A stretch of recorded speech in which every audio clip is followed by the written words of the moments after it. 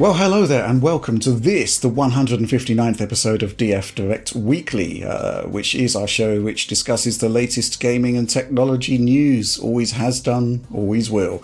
Plenty to talk about this week, and we're going to kick off once again with some ruthless advertising for the Digital Foundry store. The warehouse sale is still happening. There's still gigantic discounts to quote-unquote enjoy there. And we've got new products coming online, as they say. The bespoke t-shirt, which I am modelling here, there's a gigantic bespoke logo on the back, by the way, which I can't show you. Yes, that's coming online now, as is this, the bespoke pin. And I believe there's a sticker pack as well. I wasn't sent one of those, I don't think.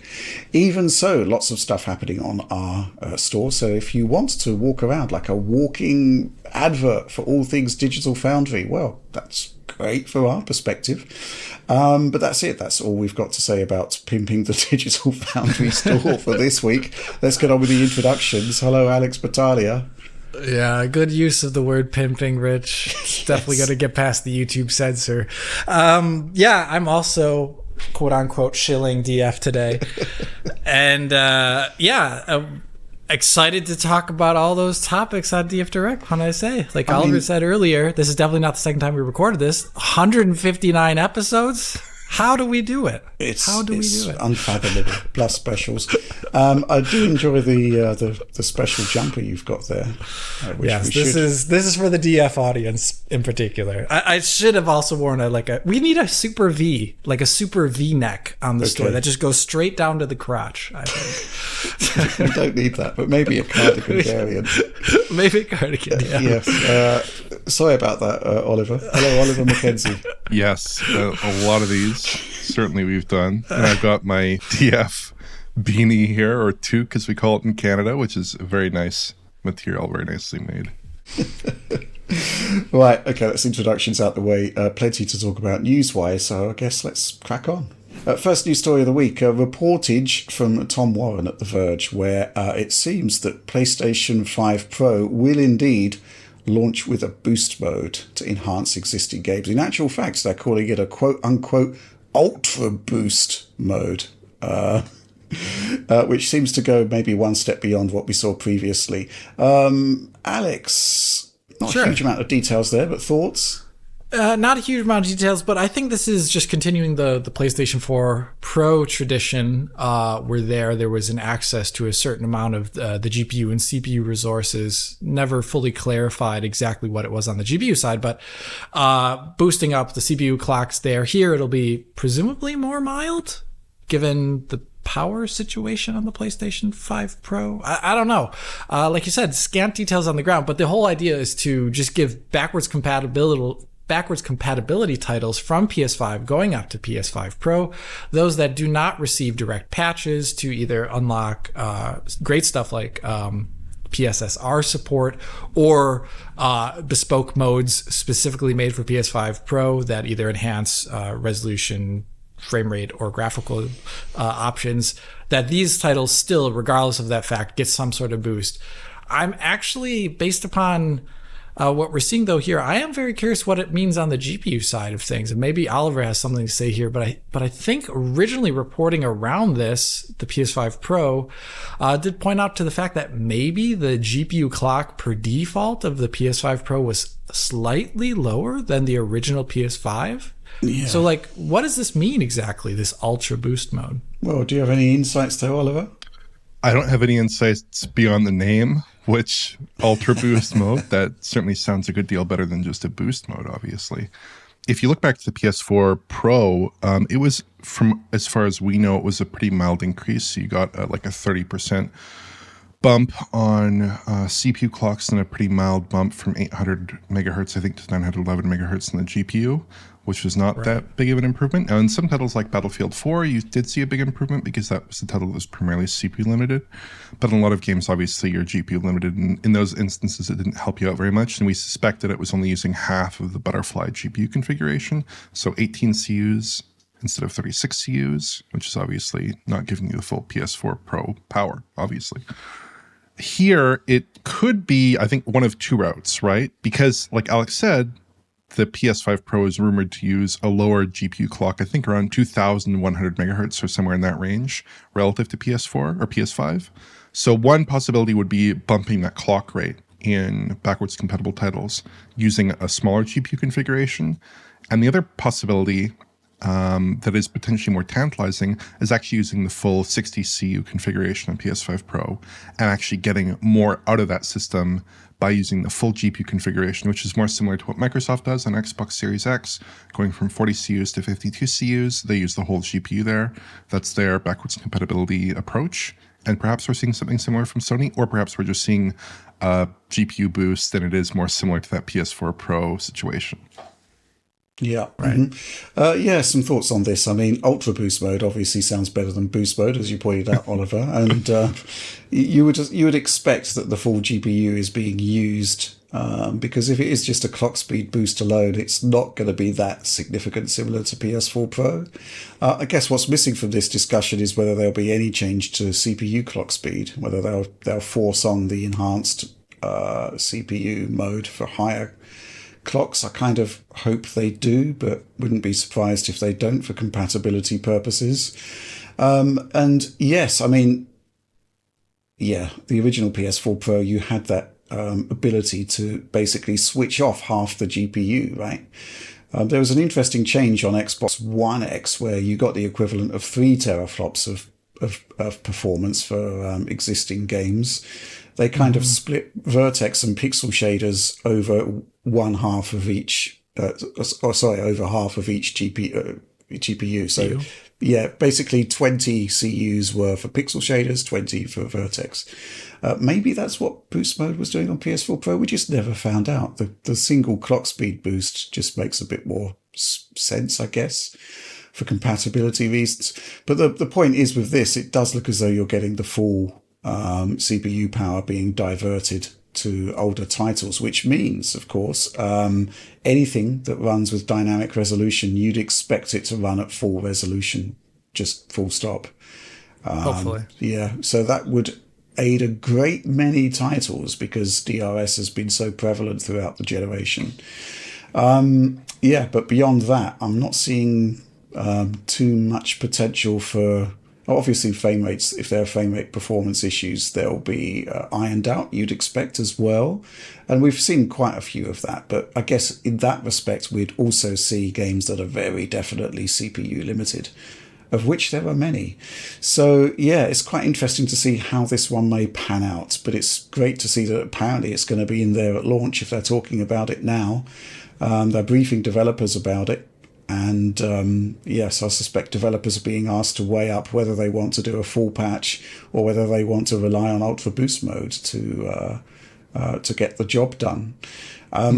We did previously disclose from the same materials that Tom Warren has got here that developers can actually go back to older games in their PlayStation libraries and add in PSSR upscaling, but it still requires some development effort. This is like a fully hands-off thing where the developer will have zero input, I guess, and you should just be able to reap the benefit. Oliver, can you think of any particular games that would benefit tremendously from this? I guess one that springs to mind would be Immortals of Avium, which was like really limited on resolution. That's a good one. Then they increased the resolution and the performance decreased.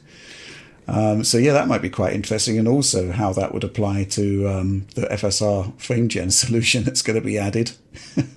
Yeah. Any others spring to mind? So I can think of a few. There are kind of 3 tranches of games, I think. So there's games with dynamic res, games that are just GPU limited and maybe have not too much variance to dynamic res or no dynamic res, and then games with explicit VRR modes.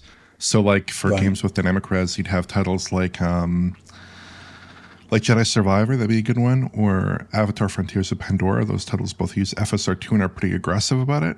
So hopefully those titles do get proper PSSR enhanced patches, but if they don't, Ultra Boost mode could help.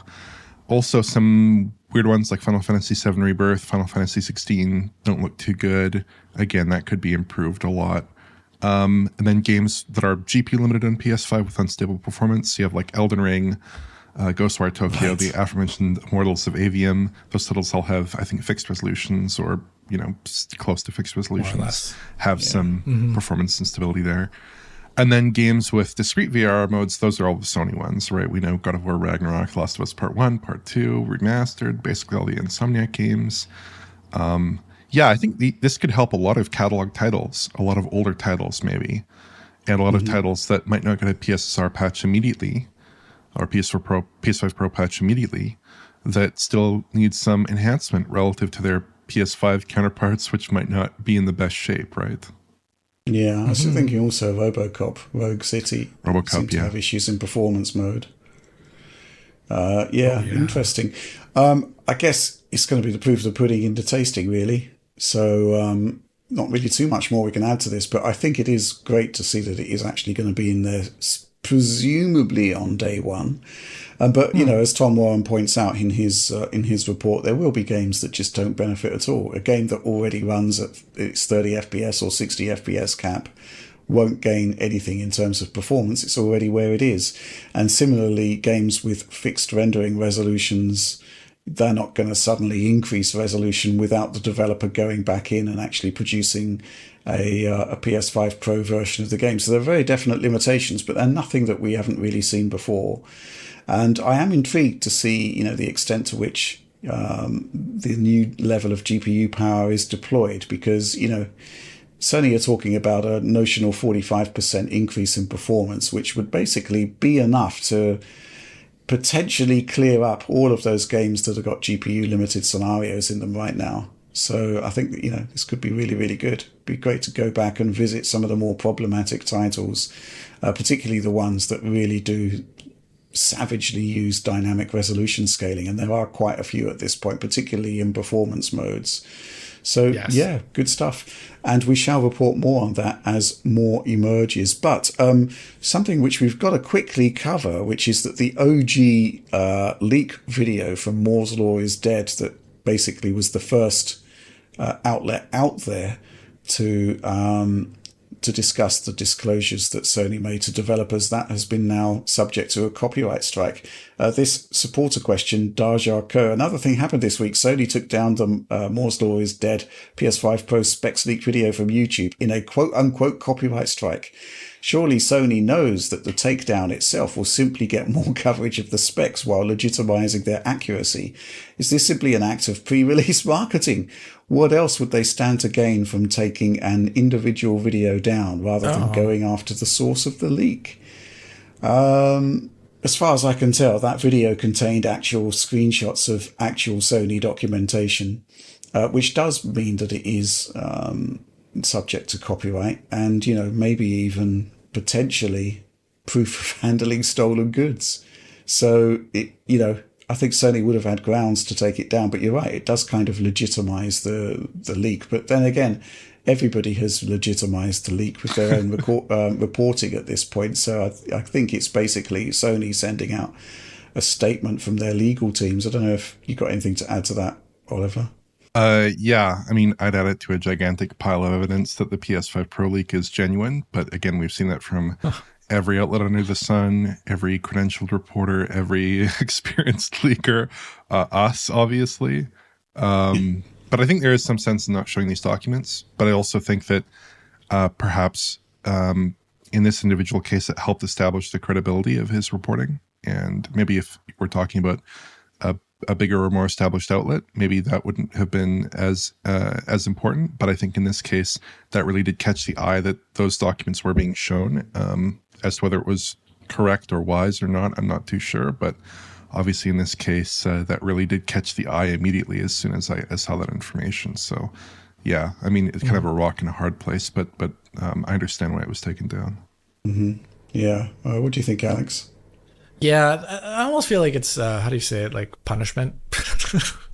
I mean, a legal team just saying like, okay, everyone talked about it after the fact. That was the first place where it was discussed. But I don't think they would, I don't think we would show direct documentation of something like that. But I think them punishing like a smaller outlet is just kind of like, a very corporate thing to do. I don't necessarily agree with it. But yeah. Yeah, I mean, ultimately, I don't know whether there's monetization implications for that. You know, maybe they lose their advertising revenue or whatnot. But even so, I mean, you know, it does kind of legitimize the leak, but we kind of knew it was real anyway. In terms of actually showing documents, I kind of see what you mean there, Oliver. But at the same time, you know, how do you know they're authentic? That's true. I guess there was the visualization of the PSSR comparisons, which I believe are in that disclosure. Yes, indeed they were. Yeah, but even so, you know, there's just so much fakery going around at the moment. It's, you know, it's really difficult to say what is a fake document and what isn't. It's down to the reputation of the outlet, basically, at the end of the day. But yeah, that was certainly an interesting development to the whole story. But with that, let's move on to our next news topic. Okay, so this week we had reconfirmation that Ghost of Tsushima is coming to PC. There's going to be a PC port. Nixis is handling it, which is great news. But we did get some extra disclosures. We'll talk about a couple of them. The first one being the recommended specifications. And I'm curious what you make of this one, Alex. They're more or less the same as all the other Nixie's ones. Right. I mean, I hope you noticed that too. Like, I've seen these specs before. And based upon the wording, it seems like those high settings will be PS5 settings again. This seems to be their motto, their MO. And the very high settings will be,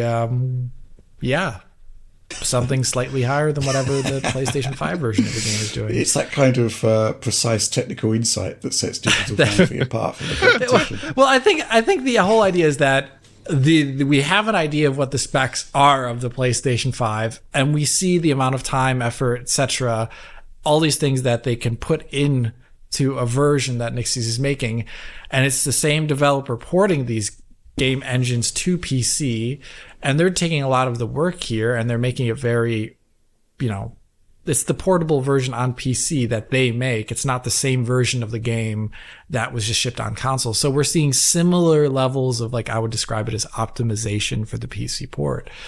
So the fact that it looks similar to even some wildly different game engine like Horizon Forbidden West or Ratchet and Clank, well, that just shows the work that Nixis does. And I think here, at least there, I guess for that that high setting, it is a little curious that basically for all of the Nixis ports, like something like an RTX 3070 is more in line with the PS5's like output in terms of raw shading power at times than, for example, in other, you know, multi-platform games we see. So I think that just kind of follows the trend there. The one thing that I'm a little bit curious about here, though, is the textures. Once again, I'm always curious about like what the textures are in these games. They do put the RTX 3070 there right next to a GPU that has much more VRAM than it, right, from the AMD side. Nixis ports are interesting where they, and I'm going to talk about this later when we get to Avatar GDC presentations, that where they explicitly use the heterogeneous memory configuration on PC for graphical tasks. There are like low priority things in system memory that are being used if you have an 8GB GPU, for example, and you're at like a moderately high resolution with a moderately high texture setting. It'll be using those all the time, doing stuff over the PCIe bus in a way that is supposed to protect performance. But it doesn't always do that, depending upon user settings. And like, for example, people turn the textures to very high, or in something like Ratchet and Clank, they turn the ray tracing up, and that is a competition for resources in video memory. The one thing I'm curious here is whether or not this port will suffer the same kind of like VRAM consequences as a result of that system. Like where I kind of found that, for example, in Horizon Forbidden West, that if you were using the high resolution textures at a resolution that was above 1440p, your GPU could totally be capable of rendering that, like actually really well in the case of the 3070. But as soon as anything more important, like some event occurred where there was greater strain on the PCIe bus, it would just, performance would completely fall apart. And I think that leads to actually a bad user experience. because it's not so transparent to the user what exactly the issue is. So I'm just curious to see what that is like here. I mean, this is originally a PS4 game. I was about to say. Yeah. So I'm hoping, unlike those PS5 targeted games, that is a little bit lower on the VRAM requirement to make those users just have a better time in general. But I guess we'll see. There's other stuff to talk about, though. Of course. Yeah, I mean, it does look like a cut and paste of the Horizon Forbidden West. That's why I said that, yeah. and I'm a bit mystified by this because it is a PS4 game at its heart, and the enhancements to the PlayStation 5 version weren't exactly, game changing, I don't think. So I am curious to see whether it will actually run on, much more sort of attainable configurations. RTX 2060 should be wiping the floor with a PS4 level game, particularly with DLSS. It really should. And, I'm not sure they actually crafted high resolution assets. I'd have to go back and look at the coverage. Thoughts on this one, Oliver? Yeah, I think the specs are interesting insofar as there is a little bit of hope perhaps for lower end devices, because there are a couple differences from Horizon Forbidden West. One of those is listing only 8 gigabytes of RAM as a requirement, system RAM as a requirement. And they also support HDDs explicitly in the lowest end mode, or in the minimum specification, which wasn't true for Horizon. So I think those plus the fact that the game is really a 4-year-old PS4 title at heart, like the PS5 enhancements, mostly boiled down to resolution and frame rate. I think those factors would suggest a game that could scale potentially to lower-end devices. But at the same time, on the GPU end of things, they're quoting a 960 or a 5500 XT, which is a little bit curious because the 960, I think, is a lot slower than a 5500 XT. So that's we had that. We had that question from Philippe. Hey there, DF exclamation point. What do you think about the apparent discrepancy in Ghost of Tsushima's hardware requirements on the lowest settings? They've mentioned GTX 960 4GB and 5500 XT to be both capable of running the game at 720p 30, while being two completely different class of hardware. The relative performance differentials around 70% in favor of 5500 XT. Are you going to test this claim? What do you think about the requirements in general? Thanks for your work and have a great day! Exclamation point. I think the main issue whenever you put together a recommended specs requirement page is that you kind of have got to address hardware that people have or more likely to have. And you want to have both the AMD and Nvidia alternatives. 5500 XT, if you look at there, it's basically all of the AMD GPUs are GPUs that are kind of like fairly recent. Whereas with the Nvidia side, they've gone for a wider range of hardware, but arguably more popular hardware. I mean, a ton of 960s were sold. Barely any 4GB variants, mind you. 960 was primarily a 2GB card, so I'm a bit curious about that. The alternative to the 960 would have been Chex Notes, the Armand 280, which I had to look at that, which barely anybody ever bought, which was a real shame because it was actually faster than the 960 back in the day. I think it is just basically trying to find a point of reference for people to understand. I mean, there's that. There's also driver support. Yeah, you're quite right. On a purely technical level, those GPUs still get support from Nvidia. I believe the RX 580 Vega, Polaris GPUs and such, and even older, just old GCN definitely doesn't get driver updates anymore to the same. Well, the older GCN doesn't at all, but I think RX 580 maybe gets security updates, but it doesn't actually get like the features and the performance optimizations anymore. So I think it maybe like runs with modern Windows and doesn't have an issue there, but it could be that. It could be that too. Or there could be some weird thing. I have no idea what it could be. It could be some DX12 specific thing that the game requires an RX 5000 series GPU that also has driver support at that point. Like we saw it in the past. I know. I'm just you're spitballing. I'm spitballing here, but I think in the past we saw with Death Stranding there was like Yes. a usage of a DX12 feature that Locked was out. not supported. Locked out all the older, supposedly DX12 compatible GPUs. Yeah, they were not DX12 compatible at that point. The driver situation does sound like the most plausible explanation, right? Because driver support for Vega is now over, and that immediately precedes RDNA 1, right? Which is what an RX 5500 XT is. So I think that is the most plausible explanation for that. But Sure. moving on, we actually had another story that came out of this particular PlayStation blog, which is that trophies are coming to the PC versions of the game, and there's also going to be what is described as a PlayStation overlay. But in theory, this is actually a pretty good idea, right, Oliver? Yeah, I think it's very interesting. Very interesting. It certainly, I think it suggests that Sony is treating PC more like a first-class platform by essentially bringing the same features that Microsoft has on the PC over to the PlayStation platform, putative PlayStation platform. The overlay looks interesting as well. If I was to speculate, maybe Sony might consider doing more day-and-date PC releases in the future, because they are building some functionality into the platform that would be very helpful for a lot of cross-platform communication and friends list and things like this. That would actually be very interesting, a future in which Sony is bringing games more towards a simultaneous or near simultaneous release on PC, because I do think that the console and PC audiences are separate, and I think that what Sony has in front of it is a problem where, even though the PS5 is sold almost as well as the PS4, I think when you're looking back at the PS4, that the sales trajectory of the two consoles is almost exactly identical. I think they hit like 50 million sales within a week of each other relative to their timeline in the console lifecycle. But obviously there are some recent games that have not sold super well. I've seen some claims that perhaps Final Fantasy VII Rebirth sold as little as around 2 to 3 million copies based off the tracking data. And you have to wonder if maybe that title was shipping on PC as well. Maybe they shift an extra 500,000 or even 1 million units, or some high number of units, presumably in the hundreds of thousands.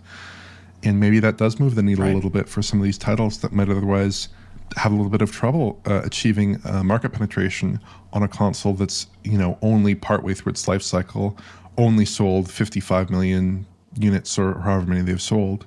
It's not a tremendous base of users to ship a game on, right? It's just not huge. Right. Yeah.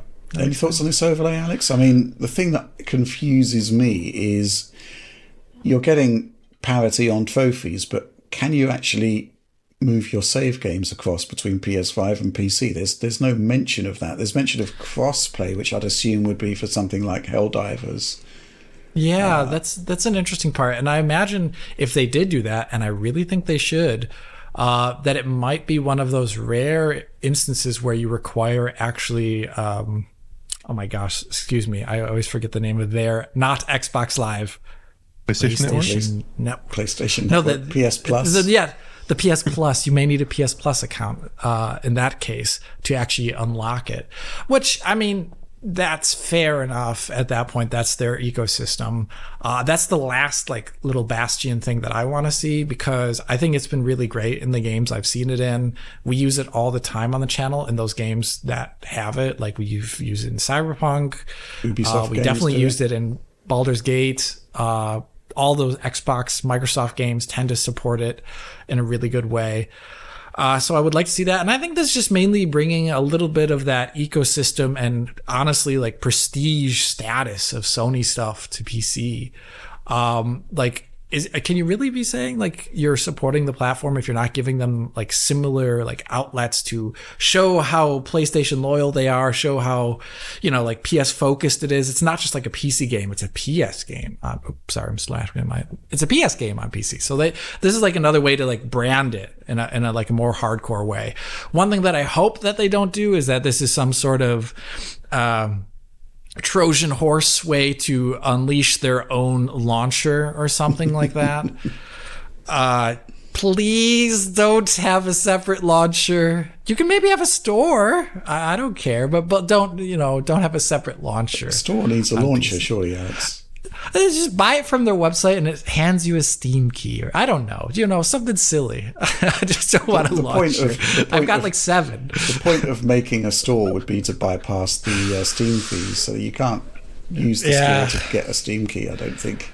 I have no idea then, Rich. I'm out of my element here. I just don't want another launcher on PC at this point. Yeah, I agree. I mean, it would be too much, but I do think there needs to be tighter integration between PC and PlayStation.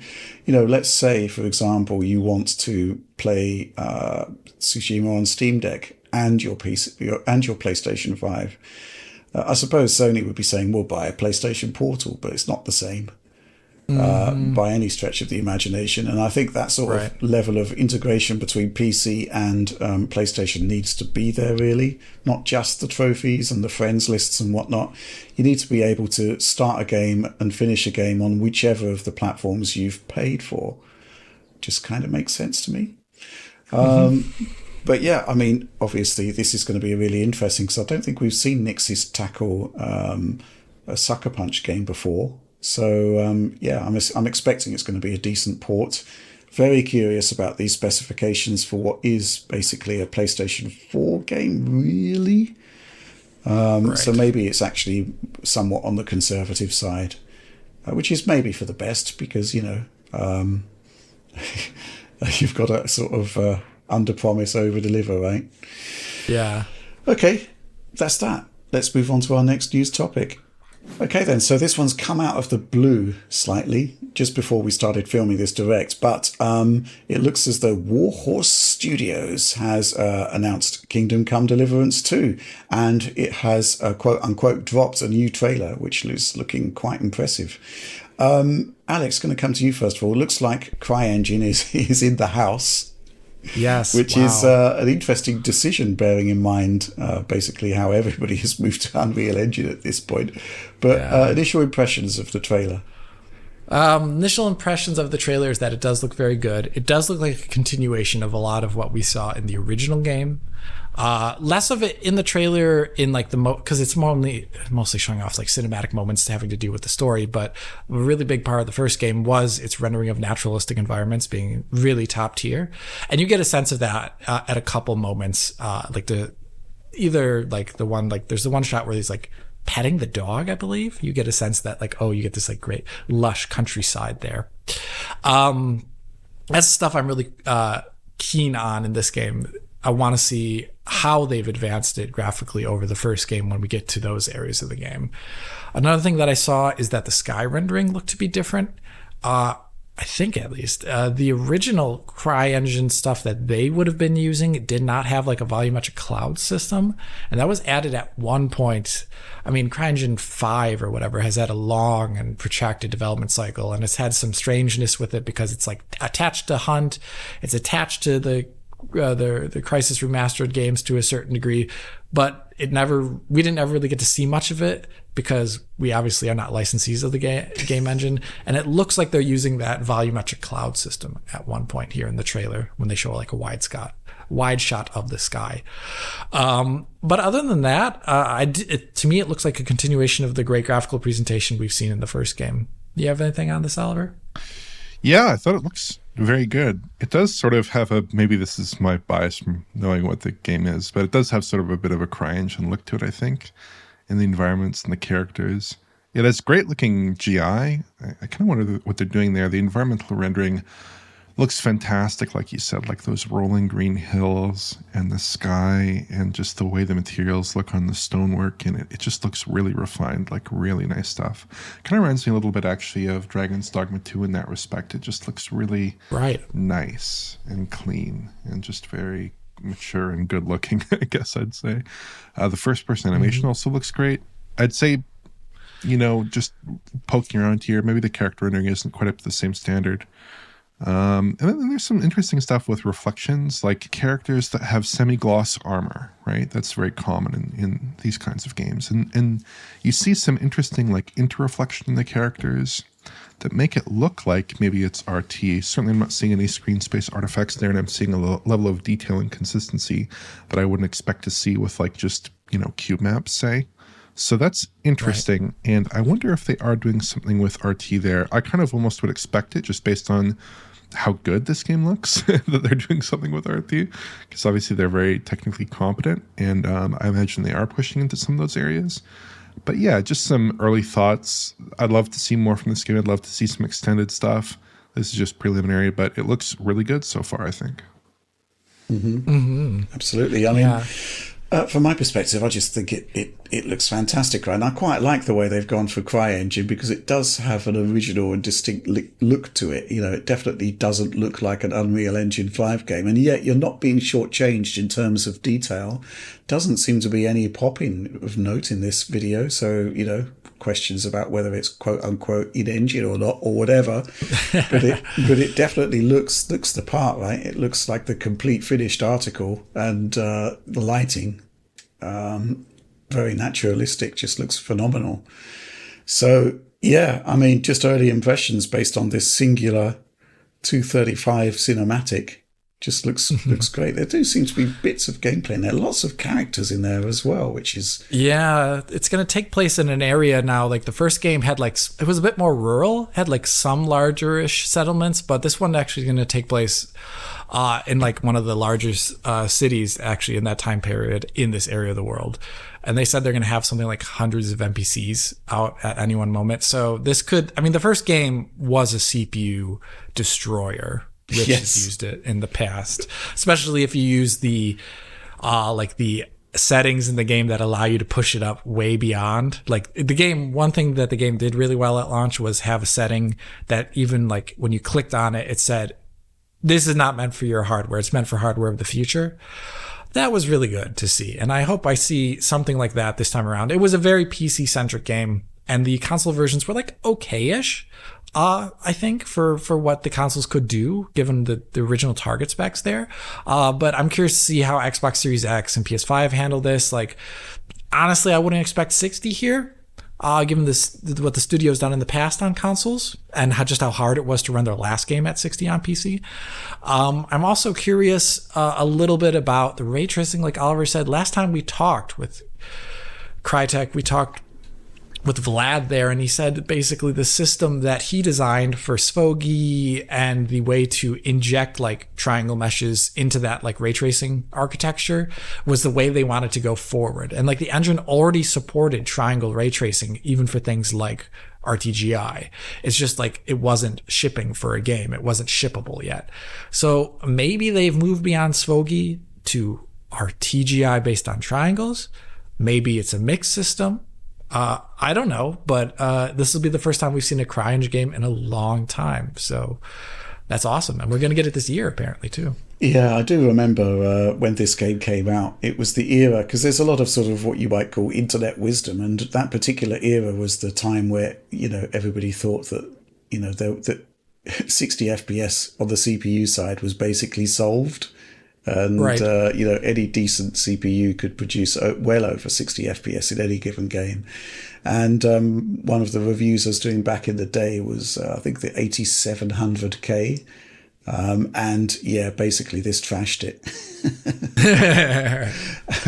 on the higher settings, of course. And yes, they did actually put in those disclaimers, which is like, well, maybe you shouldn't be using this setting on the hardware today, which I thought was fantastic.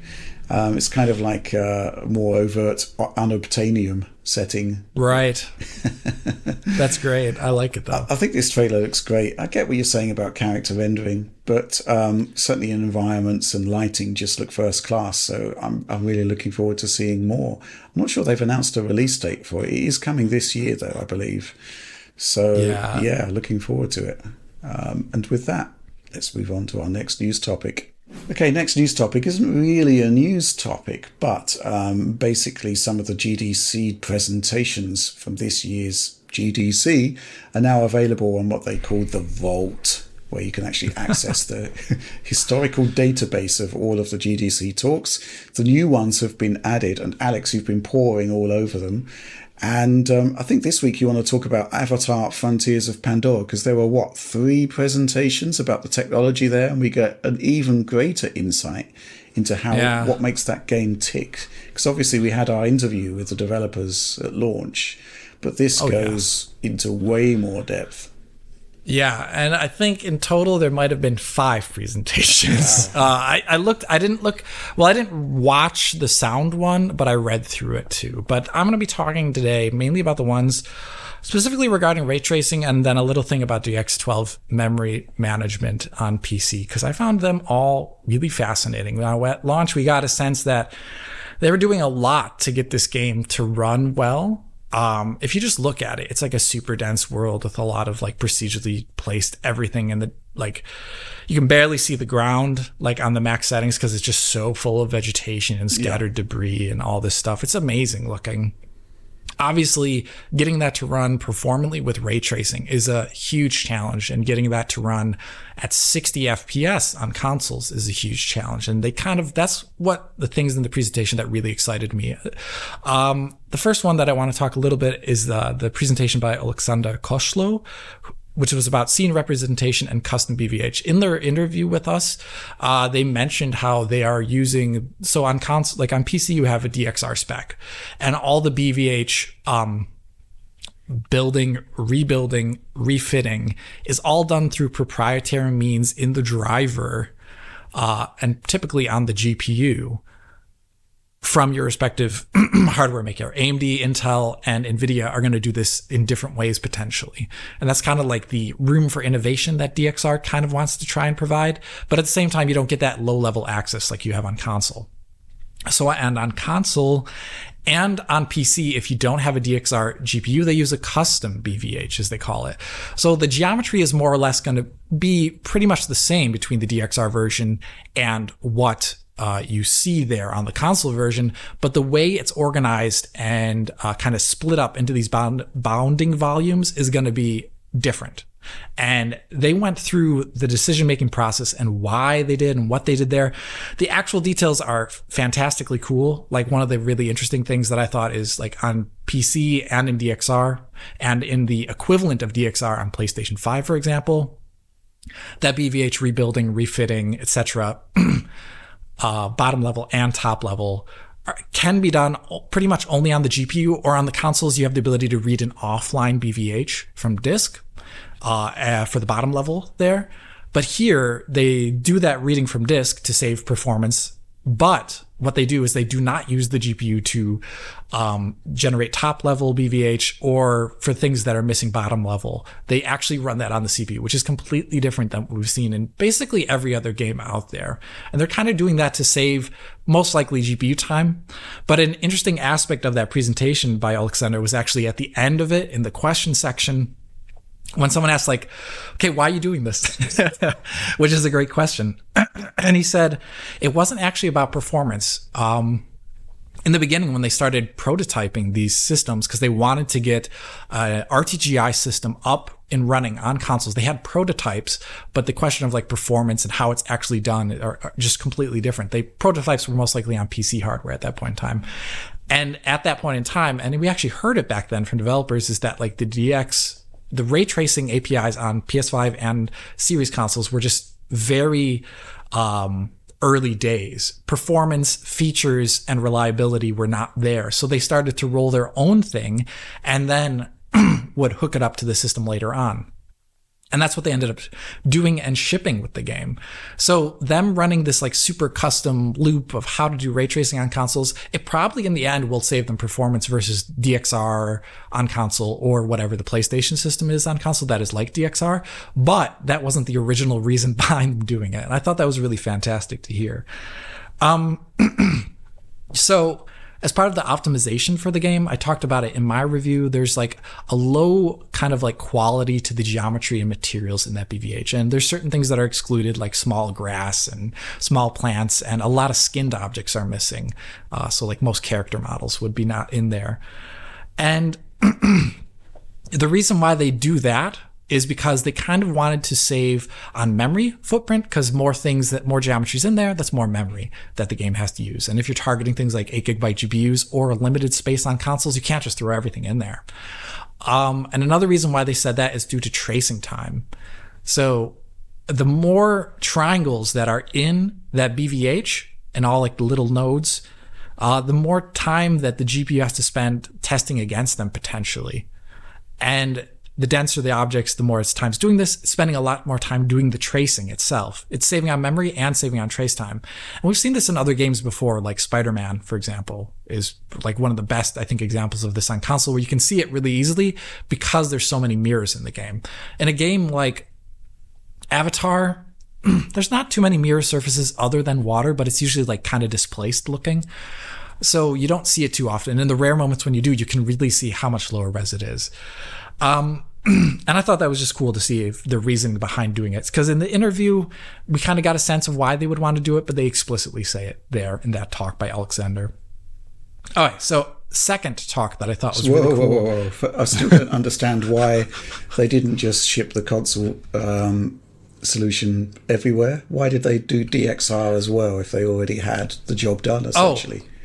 Well, so DXR 1.1 is going to give them other advantages on PC. One, they're going to get ray tracing acceleration. On console, they run the custom thing because there is a specific call in RDNA 2 to allow them to still use the ray triangle intersection units there, the repurposed TMUs, to at least do the triangle intersection part. But the traversal of the BVH and the existence of the BVH and how it is made and split up is all done custom. On PC, if you do, you can't get any of the benefits of hardware acceleration if you do your own thing, essentially. Right. And on PC, they want you to be able to do your own.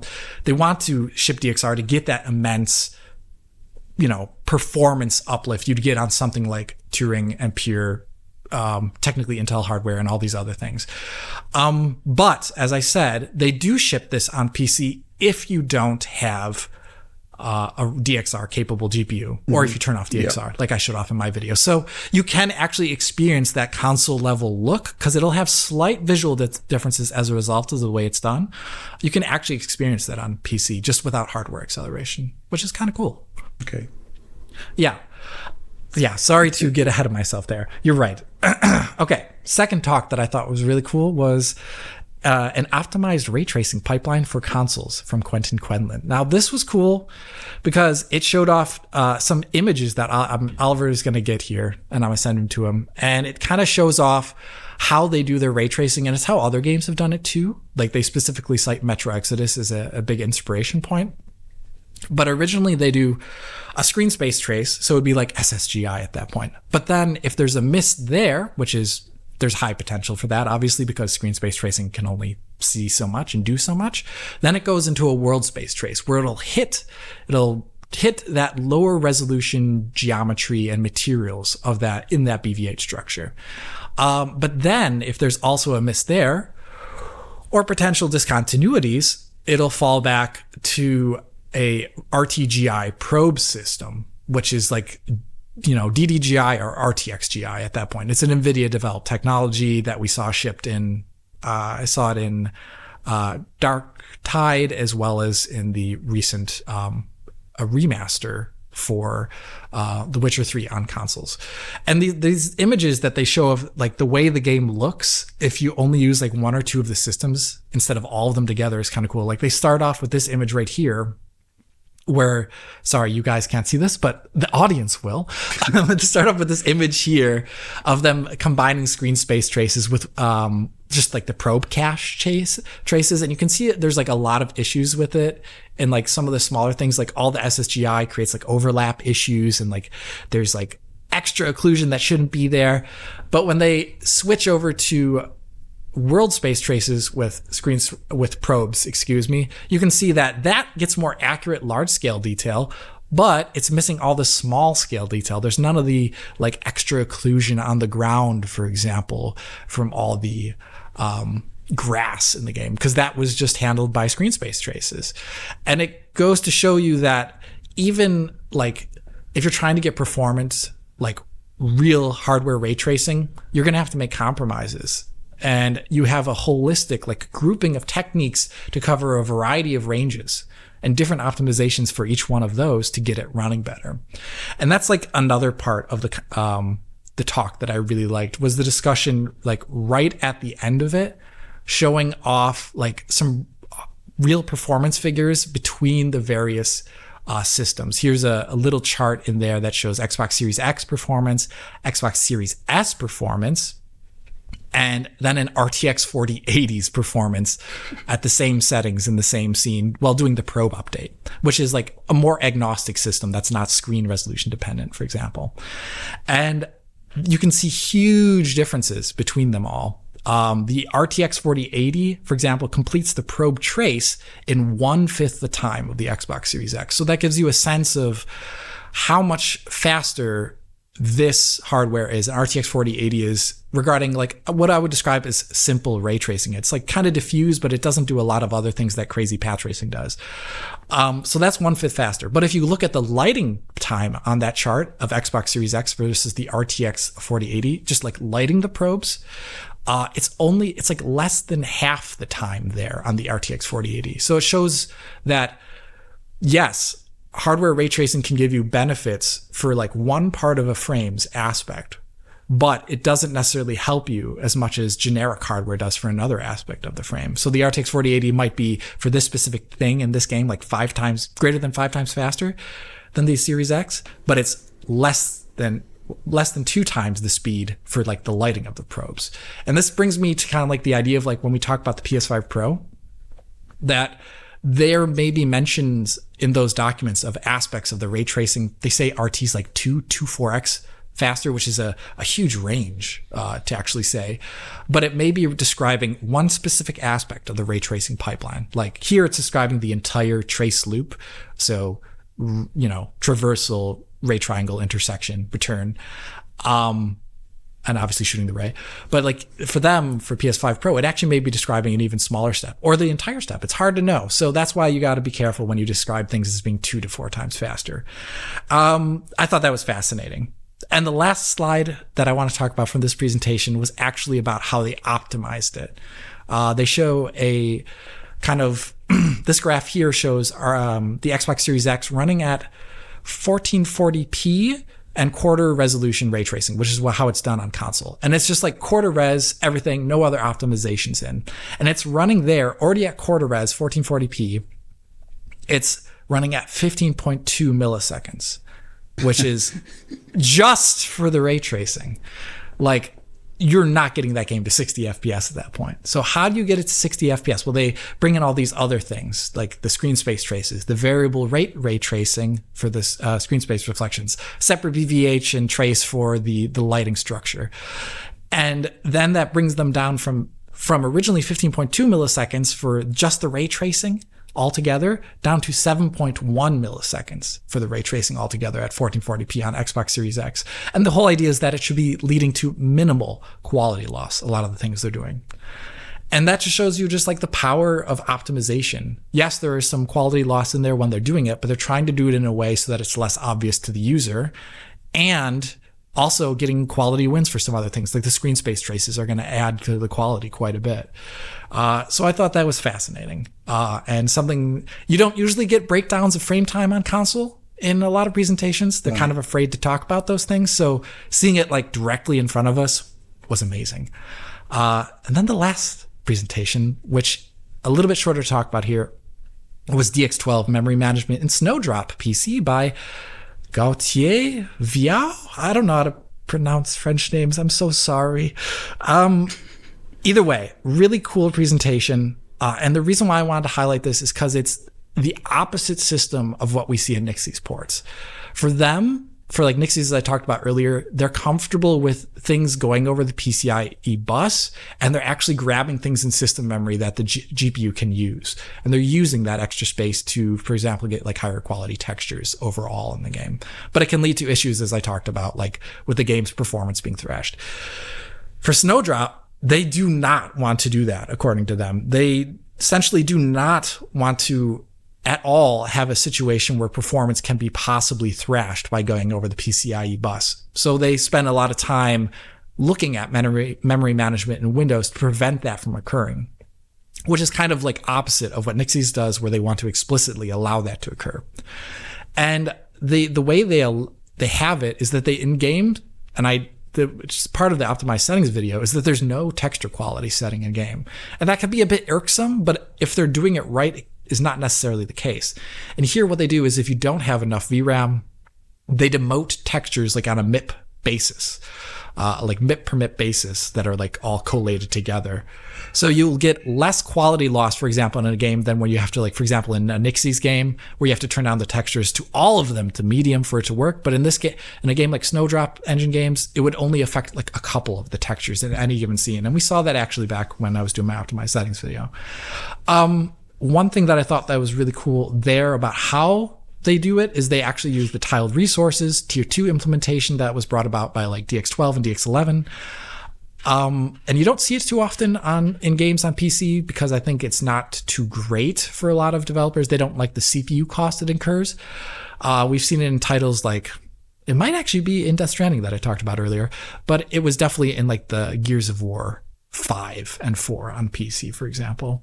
But one thing that I thought that was really cool about them using this tier 2 version of tiled resources, a way to page in textures in a more fine-grained way, is at the end of the presentation, they mentioned that they want to improve on that system even more for their next titles, but also look at investigating sampler feedback, which is essentially a further extension of tiled resources as it was found in DX11 and DX12. And sampler feedback, as we all know, man, that was like the hype of the Xbox Series S before this generation started. How are they going to ship these games on Series S? And everyone was pointing at sampler feedback. And we've seen no examples or publications about its use at all in any shipping game. We've seen like demos. Yeah. There's like a 3D Mark benchmark that uses it, like, but no games. And once again, people cite the CPU impact that might have. Well, we'll see what that could be in a future Snowdrop title. So a lot to talk about there, but I think it's just fascinating to see behind the doors of one of the best looking games of last year, for them to break down the technology into such fine-grained detail, give it to other developers to potentially use in their games too, because they're building on the shoulders of giants. You know, they reference the Metro Exodus presentation quite often while doing theirs.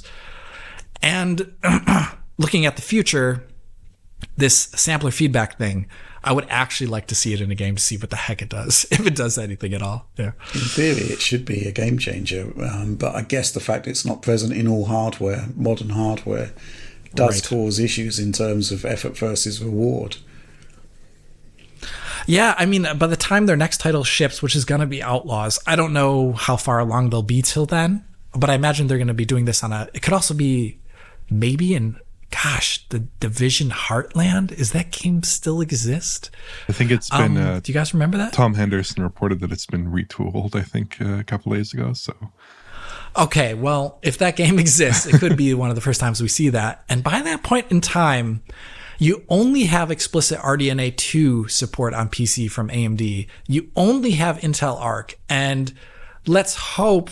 No, they're not going to do it, but like stuff like GTX 1080 and 1080 Ti hopefully are just not at all found in a lot of systems anymore, 1060, etc. So they could actually potentially ship it in a title at that point in time in the future.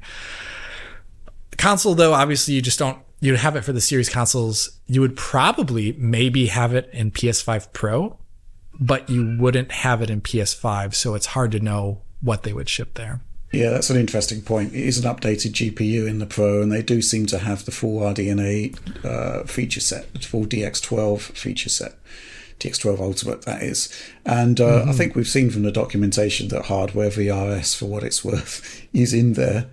That's funny. It would stand to reason that sampler feedback streaming is in there as well, right? I hope so. If it's there in RDNA 2, the full one. Yeah. I think what these presentations highlight to me is that this is just like the magic of GDC. I'm trying to think of another industry where professionals come together to basically share trade secrets. Yeah, and it's a net win for everybody in the end when you have this sharing of material. And it's not, they're not sharing code or anything. It's just general procedures and techniques. And it can be a game changer. I mean, basically Avatar deriving a lot of its work from Metro Exodus kind of makes sense, right? But there's going to be a lot of people looking at those Avatar presentations, and games will get better as a result. This is the magic of GDC for me. Absolutely fascinating stuff. Ton of like little tidbits in there where they say like, this is like a dead end, don't go that way, or we had trouble with this we did it this way, but it was actually another way. They presented like 2 alternative paths they could have gone, and they say maybe this works for your game. It's really cool. Yeah, excellent. I watched a few of these presentations or skimmed through them. And yeah, the ray tracing presentations I thought were the most interesting, specifically on their console RT, because like you see how heavily they depend on screen space tracing and how like expensive the denoising is. And they even showed at one point the pre-denoising and post-denoising RT results, which I thought were fascinating. Like you see, again, just how low res that underlying RT is. They're getting such a good result out of it when they combine the probes, the screen space tracing, the RT all together. They're actually getting a really good result with optimizations like you said, the variable resolution of the RT reflections, and all the stuff they're doing in screen space. And it's just really impressive to see the final result come together after all those tweaks and all those optimizations to actually achieve a good looking and performant result on a console. It's just super, super impressive. Good stuff. Okay, with that, let's move on. Okay, next news story. This week in the UK, Nvidia held a press event where we got to see basically the gamut of demos that were showed at GDC a while back. And one demonstration caught my eye. I mean, obviously there's some great stuff like the Covert Protocol AI demo that John detailed in a previous DF Direct Weekly. But the demo that caught my eye was actually GeForce Now, the 4080 tier. It's actually been there for a while, but it now has VRR support. So just to give you an outline of why the GeForce Now 4080 tier in particular is so awesome is because, well, basically you get a level of GPU horsepower which is way beyond the consoles. It has DLSS 3, it has reconstruction, has that advanced RT hardware, it has that raw performance.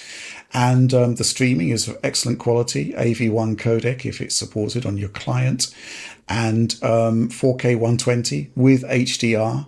I mean, what more could you possibly want? I'll tell you what you could possibly want, VRR support, because prior to that, presentation basically looks like VSync on all the time, and that came with micro stutter. So they gave a demonstration at the event where it was basically G-Sync on versus G-Sync off, and it was just literally panning left and right in Cyberpunk, and you could see the micro stutter that you'd associate with VSync on the G-Sync off version.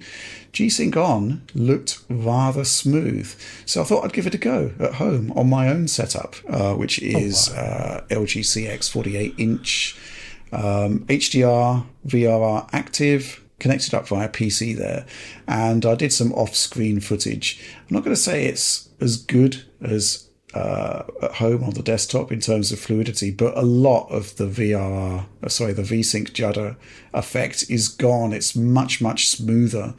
And if you look at the footage here, I was actually quite impressed by how well it came out overall, bearing in mind it is literally pointing a camera at a screen.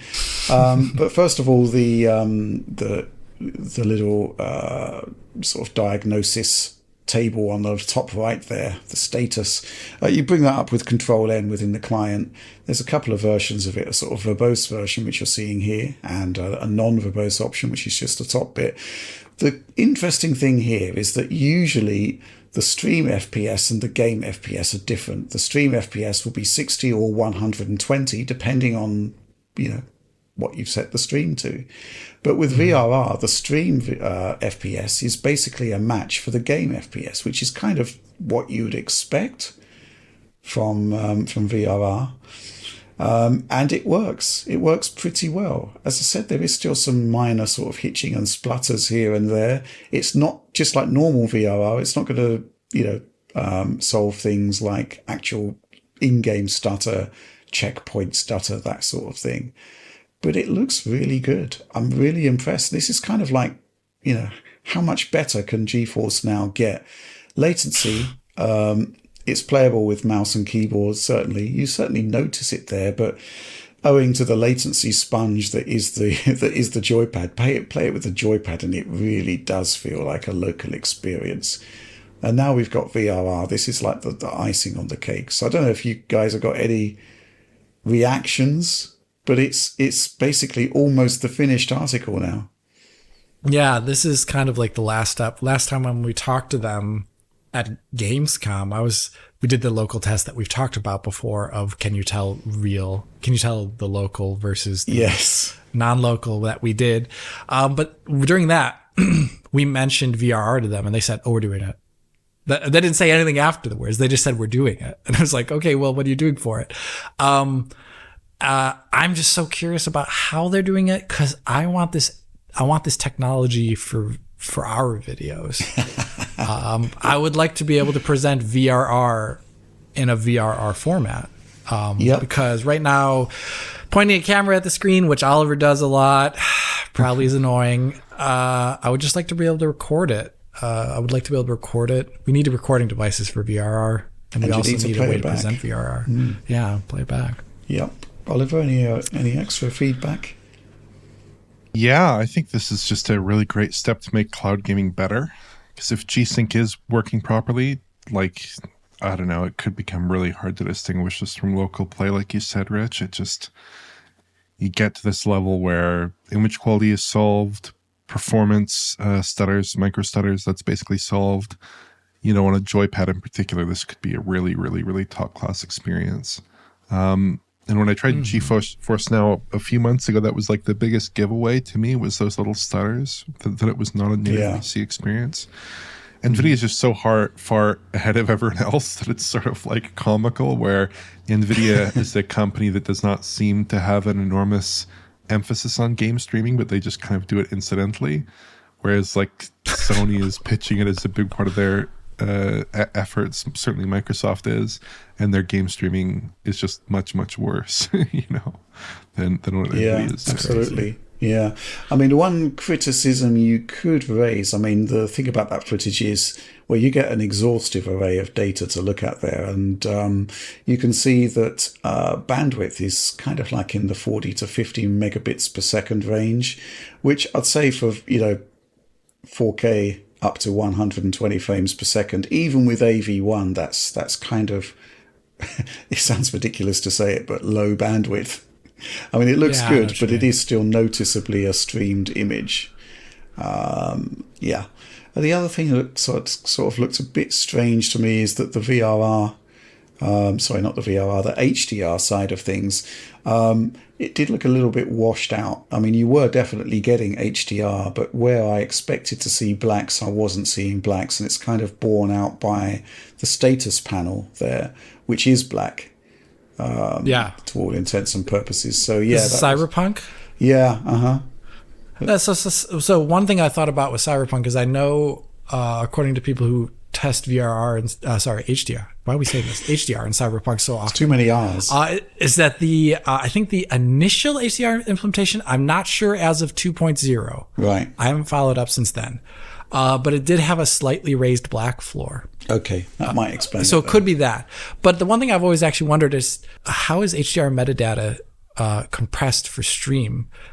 Like, is it just the same macro block size as the real color compression, or is it because if you think about it, like those, is it like a perfect matchup to the like compression, or is it actually like subpixel? I have no idea how it works. I don't have any idea how it works either. Yeah, but it seems like it's like another layer to making that, like, it's like certain values, and it's like it's got to make like it's much more bandwidth intensive, I'd imagine, as a result. So that's another aspect to put apart there. All I can really say is that it was GeForce Now 4080 was the best streaming system. The only one we can really recommend, to the point where even John Lineman said that he was impressed and could use it. And bearing in mind that he just doesn't abide streaming in any form, apart from VR, oddly enough. That was a recommendation enough. But the point is now it's even better. And it's, there's been no price adjustments or anything. It's still as it is. So, it's just the best just got better. And I really could see this being a way to actually replace a home experience. Difference being there's still that curation on the games that you're quote unquote allowed to play. Do check it out. I think they're doing day passes now, so you can actually experience what the 4080 actually does without committing to a subscription or anything. But just super, super impressive. That's all I've really got to say about that. I mean, there were a bunch of other demos there, but it was mostly stuff we'd seen before, like ray reconstruction. They did a big thing on DLSS. There was the AI demo. There was also an AI tools showcase like Chat RTX. They were showing that as well. Oh, yeah. And some of the stuff like the production tools, like the Topaz AI tools. Some of them have got Tensor support now, some of the models there, so they're actually quite accelerated. They had a Mac versus laptop 4090 head to head, and it was just like an order of magnitude faster. That's cool that they even dared to do that. The Stable Diffusion demo that one was, yeah. So there was lots. I guess that to makes see there. sense. Yeah. But that's all I've really got to say about that. But really, really impressive stuff. So if you feel the need, it's there. Do check it out. And with that, let's move on to our final news topic. So I'm going to hand this one over to Oliver straight off the bat, because we were going to be talking about this a week or a couple of weeks ago, but we didn't get around to it because we thought there were specific limitations in play that would have stopped it being viable. But it turns out it was no problem at all. Oliver, take it away. Yes, so last week Apple announced that emulators would be allowed to ship in their app stores, but it really wasn't clear what would be allowed. And initially, I thought that the rules, and many others thought the rules stipulated very strong restrictions on content downloaded outside of the apps. So it seemed like it might be a good tool for official emulators. They specifically mentioned things like content offered outside the app had to be offered using in-app purchases and things like this. So it really didn't seem like you could just load like ROMs into them. But Apple is enforcing those rules differently from how they appear to be written, in my opinion, and third-party emulators are allowed. So first, a few days ago, an app called iGBA launched, which was pulled from the store a few hours after it launched, but not before I grabbed it, because another app developer claimed that it was using misappropriated code from their front end. Unfortunately. And then an emulator launched from the same developer who had that misappropriated code called Delta, which has support for NES, SNES, N64, Game Boy, Game Boy Color, Game Boy Advance, and Nintendo DS. So that's pretty awesome. And that's actually an emulator that's been available for a long time with side loading. So if you have a developer account, you can get it from like one of the so-called alt stores that offer games for people who can sideload games into their iOS devices. But it's not been available for the general public until now, but it is a very exciting development. So I tried out a bunch of games. I decided to try a bunch of Mario Kart games because that's what I tend to gravitate towards with emulators. So I started out with Mario Kart Super Circuit for GBA, one of my favorite GBA games. It ran very well. No visual issues, 60 FPS gameplay, looked good, ran well, perfect. It worked best with a slider-style gamepad. So what I have here, like a slider-style gamepad, feels really comfortable. But it also actually worked okay with the touch controls, which actually had haptic feedback as well. So when you tap the screen, you get a bit of a vibration. It actually feels like a little bit better than you'd expect. Not great, but okay. And the core there is called Visual Boy Advance, which is like a very old, well-known GBA emulator. Okay, so that was good at least. But then I moved on to Mario Kart DS, which uses Melon DS as the core, and it had some issues.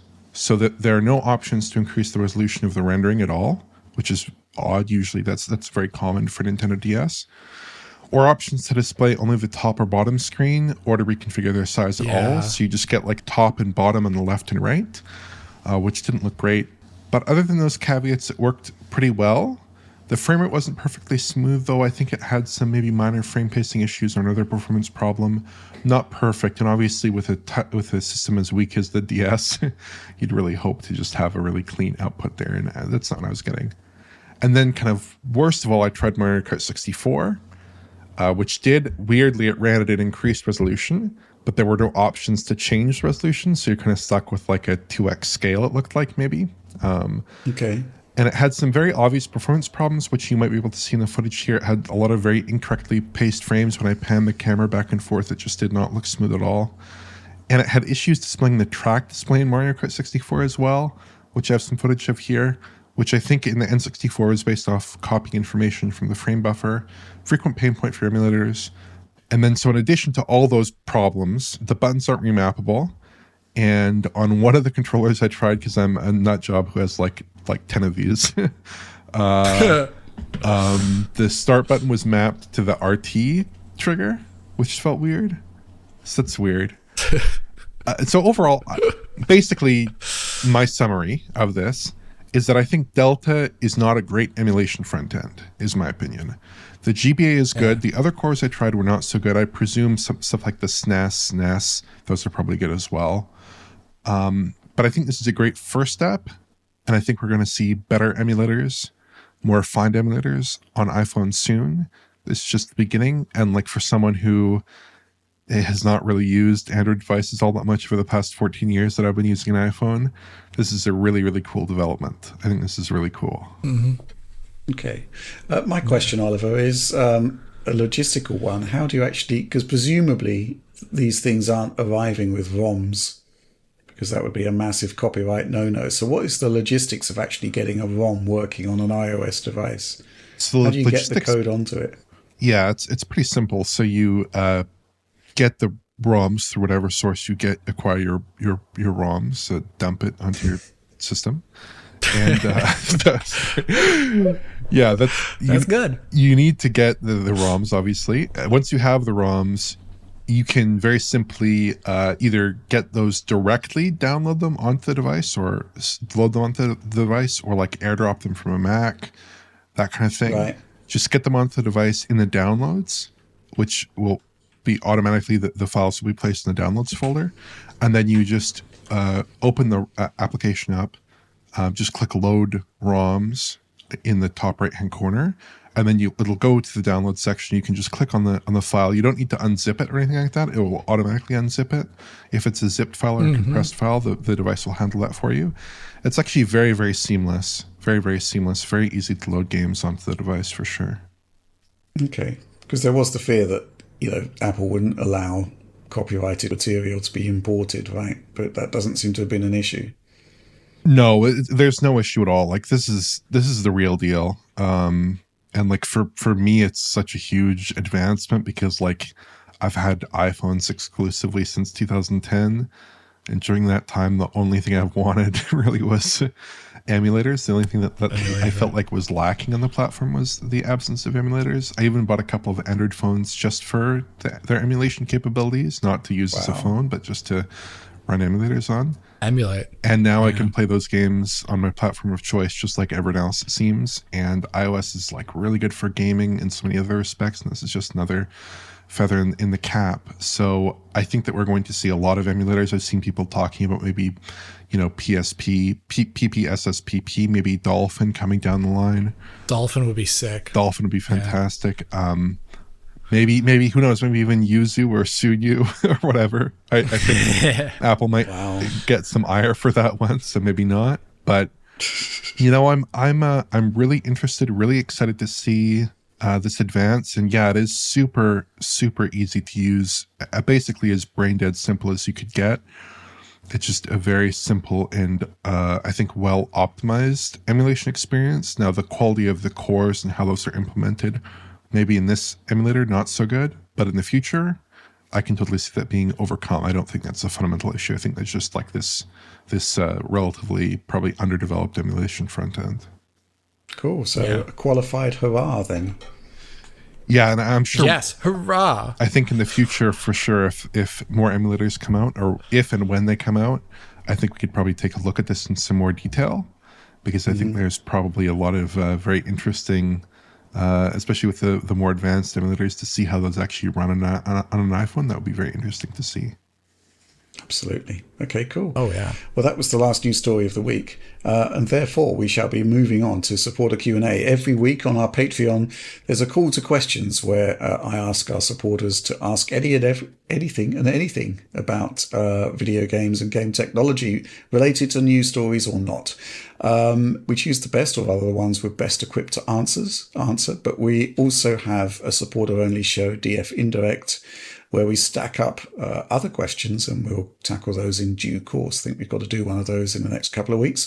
Anyway, this first question from supporter Mackie D. Uh, Hi there, TF gang, long time viewer / listener, first time question answer. I'm very interested to see what Microsoft is planning. Innovation is good, and I'm very in favour of more open platforms, but I also can't help but wonder whether partially bridging the gap between PC and console is achievable and desirable if you lose the affordability, including subsidised hardware, and predictability of console hardware, but lose the sheer versatility of PC hardware. Are you left in a no man's land? More expensive hardware than traditional console, but without all the benefits of PC.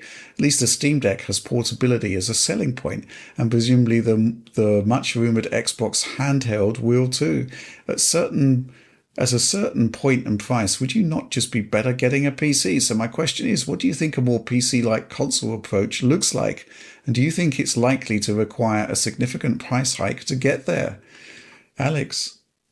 Wow. Okay, so I think I'm going to off-quote John, and I'm going to say that I think the more PC-like console approach is very similar to the Steam Deck approach in terms of just user front end.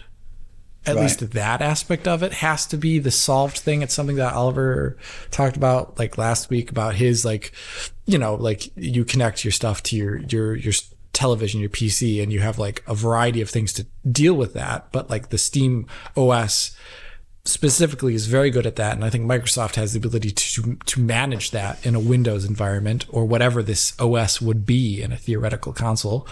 I think that is like the bridge and the approach there.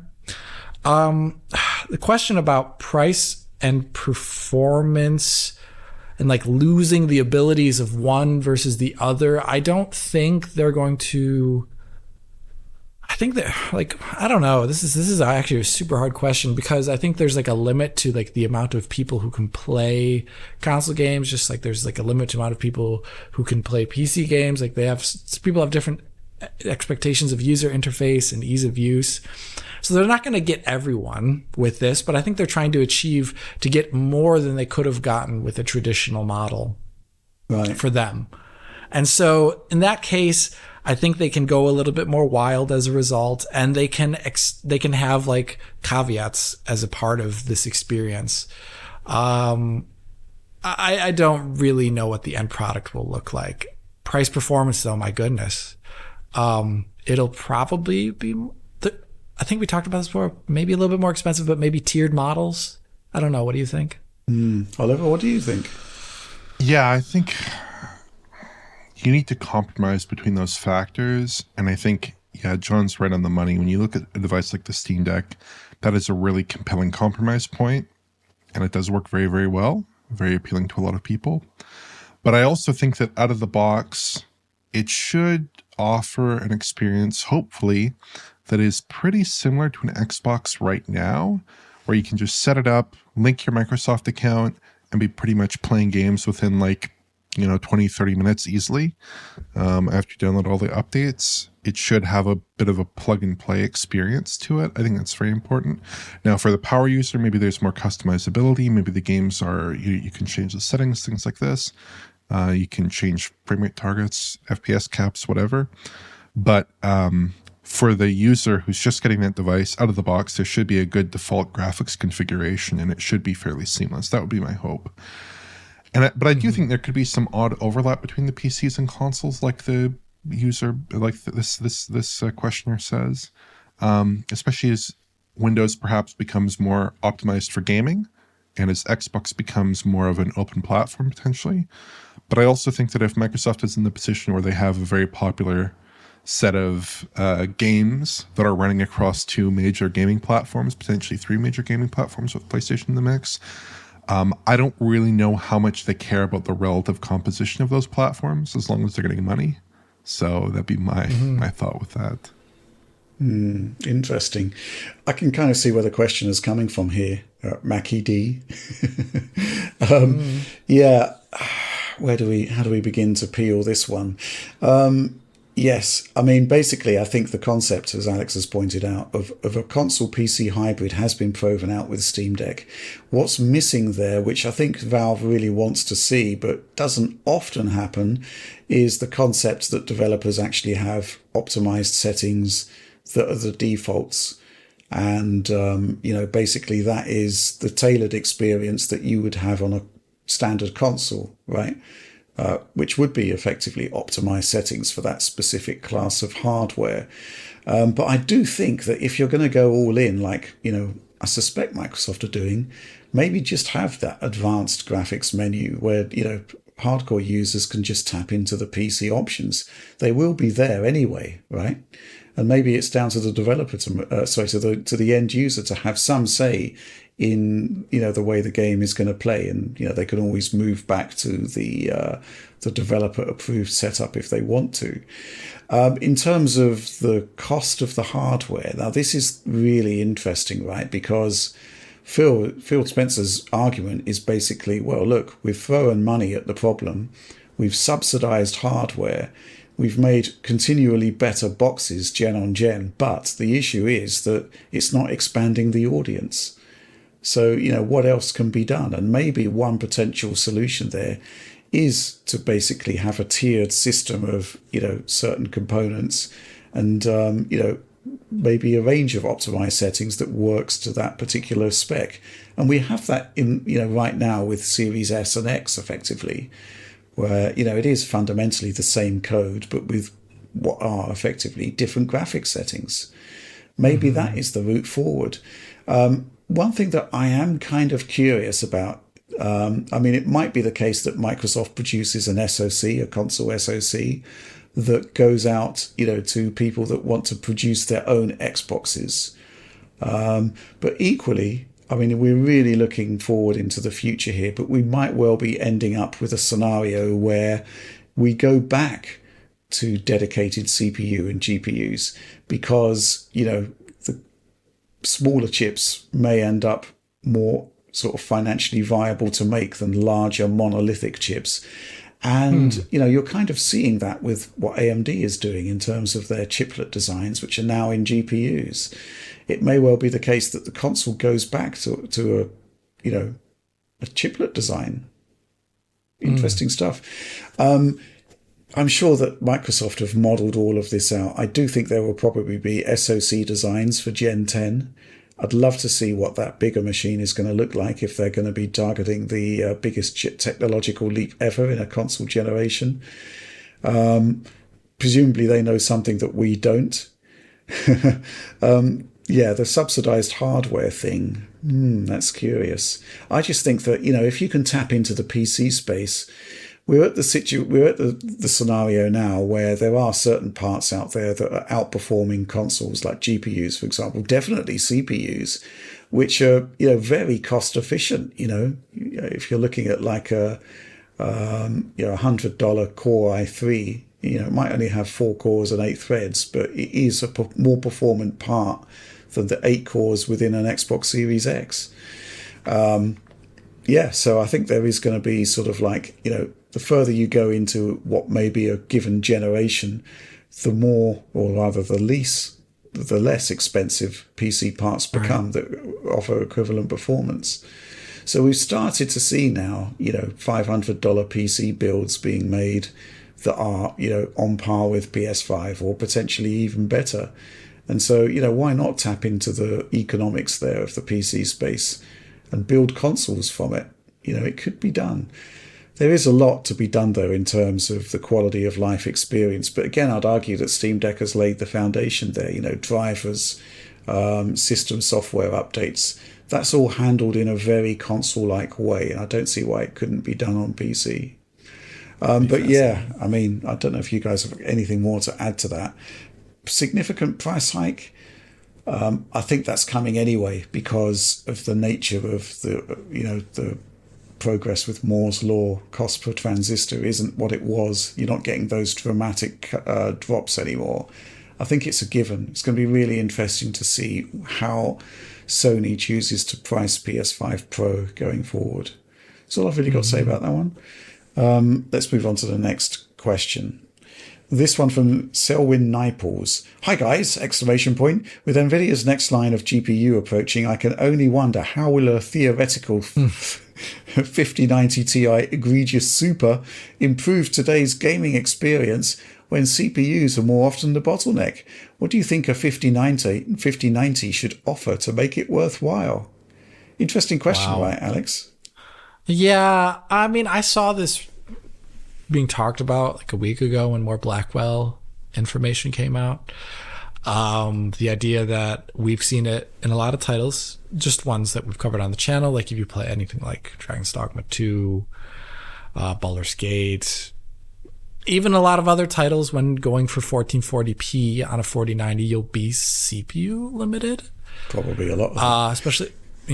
Especially with ray tracing, you're gonna probably be CPU limited. The Witcher Remastered Edition, for example, that remake or whatever it's called, that thing is also CPU limited. And in this case, like with 4090 and to a degree FSR3, of course, there you've got FrameGen helping you get around that. I think another thing in the future is going to be, I think DX is going to be getting some upgrades in the future. I don't have any sources there. I'm just thinking that it's been a while since we've seen a DX update that was meaningful. And Blackwell could potentially, RTX 5090 Ti Egregious Super could potentially be one of the first GPUs to explicitly support things that current DX doesn't support. One of the things that we saw recently was work graphs. Right. I supported on Ampere and above. That's another way, and RDNA 2 and above. Or is that RDNA 3? Oh gosh, I can't remember if work graphs is RDNA 2 support. Write that in the comments. But the idea there is this being able to launch things from the GPU without having to ping back to the CPU to do that. And that has a whole layer of complexity to it and requires really great programming and investment and all these other things, as well as like competent drivers to allow it. But that's another thing that in the future, in future games and in future hardware, we'll get better support, more explicit support. That's just an example of things that they can do in DX to just even get better usage of the CPU resources that we have instead of spending time doing commands. So I think there's a lot of that. And also, since they've already done it, FrameGen has now one frame in the middle of two real frames. Why not 2 to 4? Why not? Let's go all out. Yeah. Let's do that. Oliver, what do you think about this one? I think Nvidia is probably in a position like the 3000 series where they don't really need a ton of new like headline features. Obviously, there could be lots of optimizations, and in like a micro sense, the 3000 series did have new features and did have better RT acceleration, traversal, and all that. But they are the market leader, and I'm not really sure that the Blackwell needs to have an enormous increase in like headline features. But I'm sure that they will have like lots of demos that look awesome, lots of interesting new machine learning stuff like they did with the Covert Protocol demo. I think that they will have things that will entice people towards these new products. But it's hard to think at the moment of something that would really stand out. I think doing more interpolated frames with FrameGen could be one of those things, but I don't know if that's like a big eye catcher. I mean, maybe, just promoting like, hey, we can do this game at like 480 frames per second or something that the competition can only do at 100 or whatever. Maybe that's like really enticing, but I think it would be to certain people. Yeah. Oh, well, I think we've got 4K 240 hertz screens, coming online now. Those new range of OLEDs, they're pretty spectacular. So being able to actually utilize the refresh rate of those would be compelling. Interesting though, but I think ultimately whether the 5090 is CPU bound or not is kind of irrelevant. It just needs to be the fastest GPU around. It just needs to cement Halo status. If it comes along with a bunch of new software features like an enhanced FrameGen or other things, I think the thing that you can't underestimate with Nvidia is the commitment not just to hardware but to software and to features.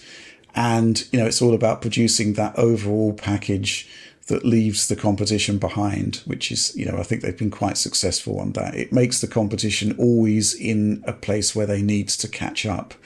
which has been core to the brand for the last couple of generations now. So yeah, the 5090 I think just needs to be the fastest GPU. New features would be great, and then basically as you go down the stack, I think ultimately it's just got to be cheaper and to retain those new extra features. It's I don't think we're ever going to have another scenario like Ampere where you had tremendous price cuts plus big increases in performance. I think the GPU market is now moving into what you might call the mobile phone phase, where prices are stable and you get like more incremental increases in performance. But it's basically then shifts to what you're doing on the software side. And that basically, as I said, it puts the competition in a position where they need to catch up. But I would argue, right, that, we've often talked in the past about Nvidia being a software company as much as a hardware company. Thing is, Intel are not short of money. At this point, AMD's successes with Ryzen, which are legion, they can't be in a situation where they are also cash strapped, right? It's just a question of whether they think the return on investment is going to be there, whether they think they can take Nvidia on. They've got the money. The question is, are they going to spend it? But yeah, I mean, Blackwell is a big sort of question mark over it, because with the 4000 series, with the Ada cards, they basically had the advantage of both an architectural leap and what was effectively 2 process node jumps, because they went from Samsung 8 nanometer down to their own custom 4 nanometer / 5 nanometer thing. So I'm curious as to what kind of raw performance increase we're going to get, because there's been some crazily outlandish suggestions on how good it's going to be versus 4000. So I'm very curious to see what the hardware will actually deliver. But I'm also exceptionally fascinated to see what they're going to be doing on software, because, they're not taking the foot off the accelerator anytime soon. They've hit the golden formula, it seems. So, yeah, have to see what happens next. Let's move on to the next question. This one from Jonas Tagizade, in brackets, Tagan86. I have a question I've been thinking about from the day I was born. That's quite an interesting conceit. What do you mean by an x86 license? Why can't Nvidia obtain an x86 license or create x86 CPUs? Alex, do you have any insight on that? Well, someone originally came up with the instruction set, Yes. and they own the rights to it. Yep. I.e. Intel. Intel, and in this case, they've licensed it out. Other people have expanded on it. X64 is AMD's, Absolutely, right? yeah. It's like a cross-licensing arrangement that basically has produced this standardized platform. Yes. Which is good, obviously. And it also prevents certain things like, imagine if you had to shader compile for your CPU. Imagine the hell we'd have to go through for that. That'd be interesting. So it prevents a lot of things. The hardware standardization is great, but I mean, they want to control their own market, and they do. So Intel and AMD have not been giving that x86 license to Nvidia, and they've gone instead to ARM in the past. Yeah. And they've worked on ARM CPU cores. And I think that's their thing in the future. Is what they want to do. And I think, the whole mobile development platform and like certain, x86 is great. I actually like x86. I like just this great historical continuity. But it leaves room for, there's not as much innovation space as a result of it. And then as a result, things that have more, they can conquer different things like power and performance in different ways, or they can take the Apple route with that interesting like embedded memory. So I think the other things that aren't x86 also have a great place in the world of computing. Mm-hmm. Oliver, any additions? Yeah, basically it just boils down to like very few companies have an x86 license. AMD and Intel have a cross-licensing agreement that basically allows them to continue to develop CPUs using the other competitor's technology and to continue to maintain it so that they can both produce CPUs. But they have no obligation to license to third parties. In patent law, there's a concept called FRAND, or free, or rather fair, reasonable, and non-discriminatory licensing. This does not fall under FRAND, but perhaps it should be. But at the same time, we are seeing a lot of competition from ARM. And so is it that impactful at this point? Maybe not, but in the past, I think it has been pretty impactful. But yeah, it's just one of those situations where they have no obligation to license and they don't. Yeah, there are other companies that have x86 licenses, like I think VIA is the classic one, but they can't actually produce anything other than 32-bit x86 CPUs. So they're not tied into the cross-licensing arrangement that Intel and AMD have got. So you couldn't really use a VIA CPU. And secondly, you might imagine that maybe Nvidia could buy VIA and get access that way, but they can't because the licenses are not transferable, and there are specific clauses that cover acquisition from another company. So yeah, the lawyers presumably had a field day with that back in the day, but it does result in what we have today, which is basically a duopoly on x86, and nothing is going to change soon. In terms of competition, that argument, you could possibly have appealed against this duopoly, but what with everything that's happening with ARM now, and the fact that Windows is supporting ARM, again, it's coming into the fore there as a form of competition. So that's kind of closes that off. Mm-hmm. Yeah. Okay, let's move on to the next question. We've kind of got a couple of questions here related to PS5 Pro. I'm going to start with this one from Andre Surlis. Will The Last of Us Remastered get a PS5 Pro remaster? Asking for a friend. Oliver, obviously a joke based on the fact that The Last of Us has had so many versions at this point, but I do suspect it probably won't get a remaster, but it will probably get a PS5 Pro patch. Well, there is a distinction here. The Last of Us Remastered was a PS4 game, I believe. Right, yes. That's the original. Yeah, the naming. Original remaster, I believe, was Last of Us Remastered, and that ran 1800p 60, so it did... might be a candidate for a PS5 Pro remaster, but I suspect that's probably not going to be the case. But for The Last of Us Part 1 and The Last of Us Part 2 remastered, to use the correct terminology, I think they might. 1440p for, 60 FPS mode on PS5 is fine, but PS5 Pro can probably do better. Maybe 4K with PSSR upscaling could be achieved. Probably something along those lines would be really good. I'm sure they could be upgraded. Certainly they're relatively recent first-party Sony games. You would expect that those are prime titles to be upgraded.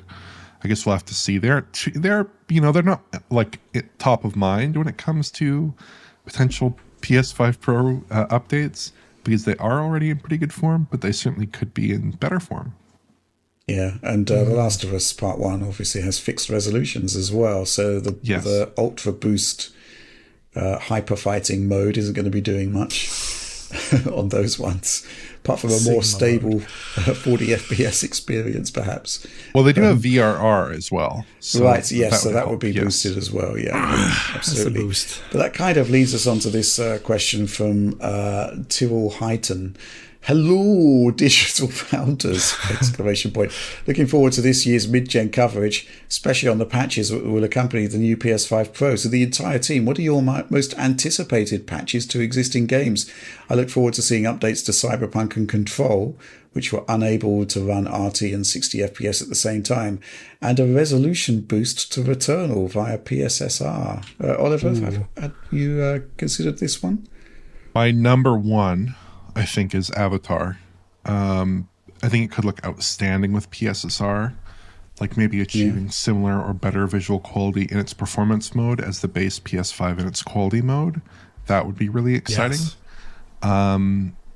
Because that game just looks extraordinary, and I think you get a more PC-like experience if you combine that title with PSSR on a PS5 Pro. I'd also just think about games that have unusually poor image quality on consoles, so like Jedi Survivor in its performance mode maybe, or I don't know, Skull and Bones looks pretty bad. I'd say. Yeah, not my we're all favorite over game. that one. Yes. I'll be covering Skull and Bones day 1, day 0. And then the other kind of flip side of that is that games that use more RT on PC that don't use RT on consoles. So, it's had like Alan Wake 2, for instance, either in its ray tracing or potentially even path tracing mode.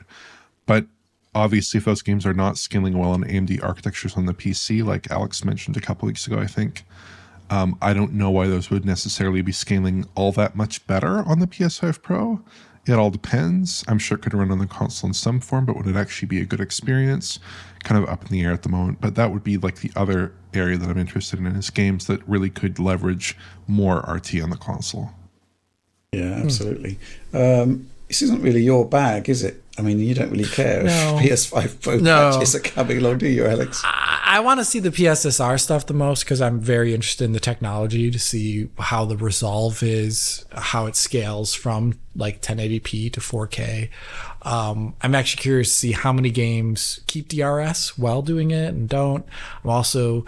the RT stuff I'm also interested in too because we do have examples, at least from the PC side, of Sony titles having more RT on PC. Like you take Ratchet and Clank and also the Spider-Man games. Would they backport that? Is there's a lot of question of like effort versus reward here. For example, I asked behind the scenes of the chance of a certain game getting a PS5 Pro update with a developer who had an early gen PS5 game, and they said for them in the product life cycle of the game right now, upgrading to the most recent SDK to take advantage of the things they would want to take advantage was too much for them. Right.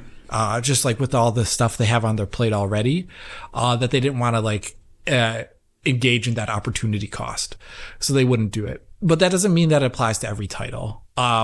But, so I don't expect every game to get it, but I think the ones I'd really want to see are the ones mainly for PSSR and titles where I have a great ability to compare to PC. Like, I'm very curious to see what it looks like versus, like, what if 4K PSSR, 1080p to 4K, like DLSS or XeSS, looks better than, like, 4K FSR2 quality mode?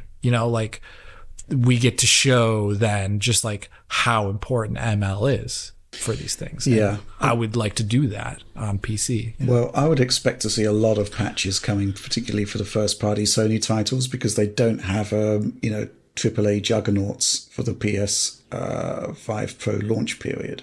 And there are some good calls here. I mean, a resolution boost of Returnal. You don't even need the resolution boost. It's running at 1080p. PSSR could potentially produce a really good 4K image there, right? Yeah. With performance left over to stabilize frame rate, which would be great.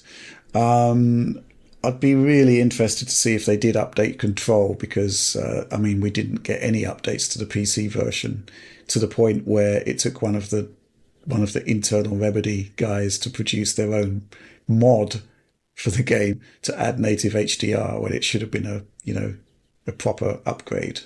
From some that would have been nice. It's different budgets, I think.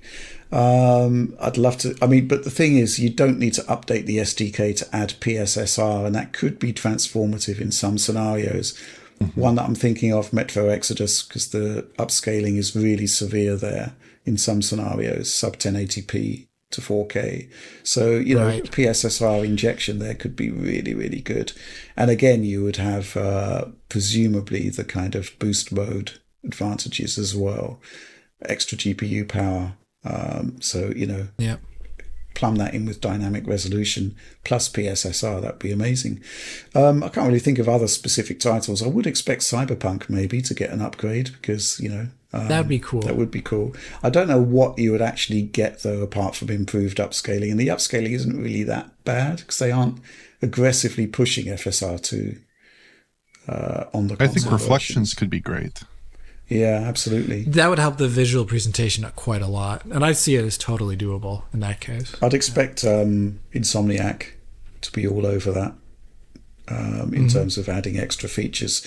Possibly some of the work Nixis did with RT Shadows could be backported into the PlayStation versions. That would be really cool. But I guess sky's the limit there. Let's move on to the next question. This one from Stefan ST. How far away are we from Sony releasing their exclusives on the same day as on the PlayStation? Now with trophies officially supported for the first time on PC, Sony seems to embrace the PC more and more, and I think they have to with the crazy production budget for their exclusives. Yes, this is an interesting point, Oliver, because what we actually see in terms of what we know about the sales of the PC versions of Sony games is that it seemed to sort of peak with Horizon Zero Dawn when that came out, because it was possibly because it was a bit of a novelty to see a PlayStation game on PC, but there doesn't seem to have been that kind of similar megaton sales since then. And I do feel that maybe releasing like 2 or 3 years after the fact harms the sales. And at the same time, Sony would have been looking at Helldivers 2 and thinking, well, actually, maybe we should be going more towards day and date. Yeah, I think, it depends on the title. Like, some titles have sold pretty well after their debuts on consoles. Like you said, Horizon Zero Dawn sold very well. I think Days Gone, as well as the 2018 God of War, those all sold pretty well. Yeah, but I think it's been like a sort of downward trend. Yeah, you're right. Yeah, I agree with that. I think it could be very valuable to do day and date, just because, like I said earlier, the prospect of addressing a much larger market with your exclusive titles does help a lot. And I actually think that there isn't a whole lot of cross-shopping between PC and consoles, or at least not as much as you'd think, because the PC gamer and the console gamer, both in terms of their display targets and in terms of what they're willing to put up with, I think they're very different, Yeah. Different kinds of consumers. And when you look at some of the reporting, especially last year around like the Insomniac leak, some of the numbers that were suggested there in terms of the break-even point for some of those titles, it was like eye-wateringly high. And the fact that like you could have an enormously successful game by critical standards, like maybe Ratchet and Clank Rift Apart, that is still struggling to clear some baseline of profitability years after its release. That's a real, it really does get the brain jogging there, and it's a tough thing to contemplate and consider a future where that might actually be pretty common. Right. Alex, what do you think about this? Yeah, I think it would help for sure. It would also help cement this transition to getting a larger audience instead of just staying. Because, like, right now, I do think they are like in a slight rut, like what Oliver just described about like profitability for the style of games they're making and targeting with these longer development times and budgets. And this would help. The only thing is, I think they need to like make sure if they do that they, like, for example, when a game comes out and it's a PS5 late port, it's like 2 years later, and it's got like certain things, like issues with it. And I'm thinking like, I don't think they'd ship the console version like that. Like, what I would want to see if they do day and date, that they don't like just maintain like the same like feature set and quality that they currently have. I mean, I like the Nixie's ports, don't get me wrong, but I think the day and day like polish of like day zero could always be higher. And so I would love if they did push that to day and date, or like maybe like 2 months after release, 3 months after release, or something like that, that it would really be like, yeah, this is like a finished article when it comes out, and it's really, really good. Because like some of the stuff in the past, like Ratchet and Clank, I was pretty disappointed with certain aspects of of its like release quality. We don't need to talk about Horizon Zero Dawn, but like The Last of Us Part 1 was abysmal. So like you can't do that if you're gonna move it closer. I mean, that doesn't excuse it that they're 2 years apart and that they're poor quality, but like you just literally can't do it then, because then it will throw off all of the discussion about the game. And you don't want that. You want to have like discussion about that prestige quality, right? So right. I think it would need a complete change in logistics from Sony's current approach, because, developers like Insomniac aren't really tooled up to produce PC ports day and date with the PlayStation versions. So, maybe Nixxis's role would evolve at that point, and they'd actually be involved with game development as it happens rather than after the fact. which would be interesting. But then again, your Helldivers was day and date. I guess it's just a factor of development. But it's just something that the current studios aren't really sort of set up to do. I do think even if I think the window has certainly got to contract quite significantly. 2 years isn't great at all, because you just lose a lot of the hype. You lose a lot of the potential sales. I think, by all means, contract that window down to, say, 3 months. I think that would be perfectly viable. And it's kind of, I remember that's the way a lot of PC ports used to be. They'd come out at, a certain point after the console versions, but not too far apart. So I think that would be definitely a sort of way to increase sales and therefore increase profits. And I agree with you, Oliver. I don't think the concept of having a console version and a PC version launch within a very close proximity will affect PlayStation 5, possibly PlayStation 6, where people are looking to buy new hardware. That might be a particular issue at that point, but certainly right now I think they should be looking at producing versions that are much closer to the launch window of the console game. It just kind of makes financial sense. But that's all I've really got to say about that. Okay, let's move on to the last question, actually the last but one.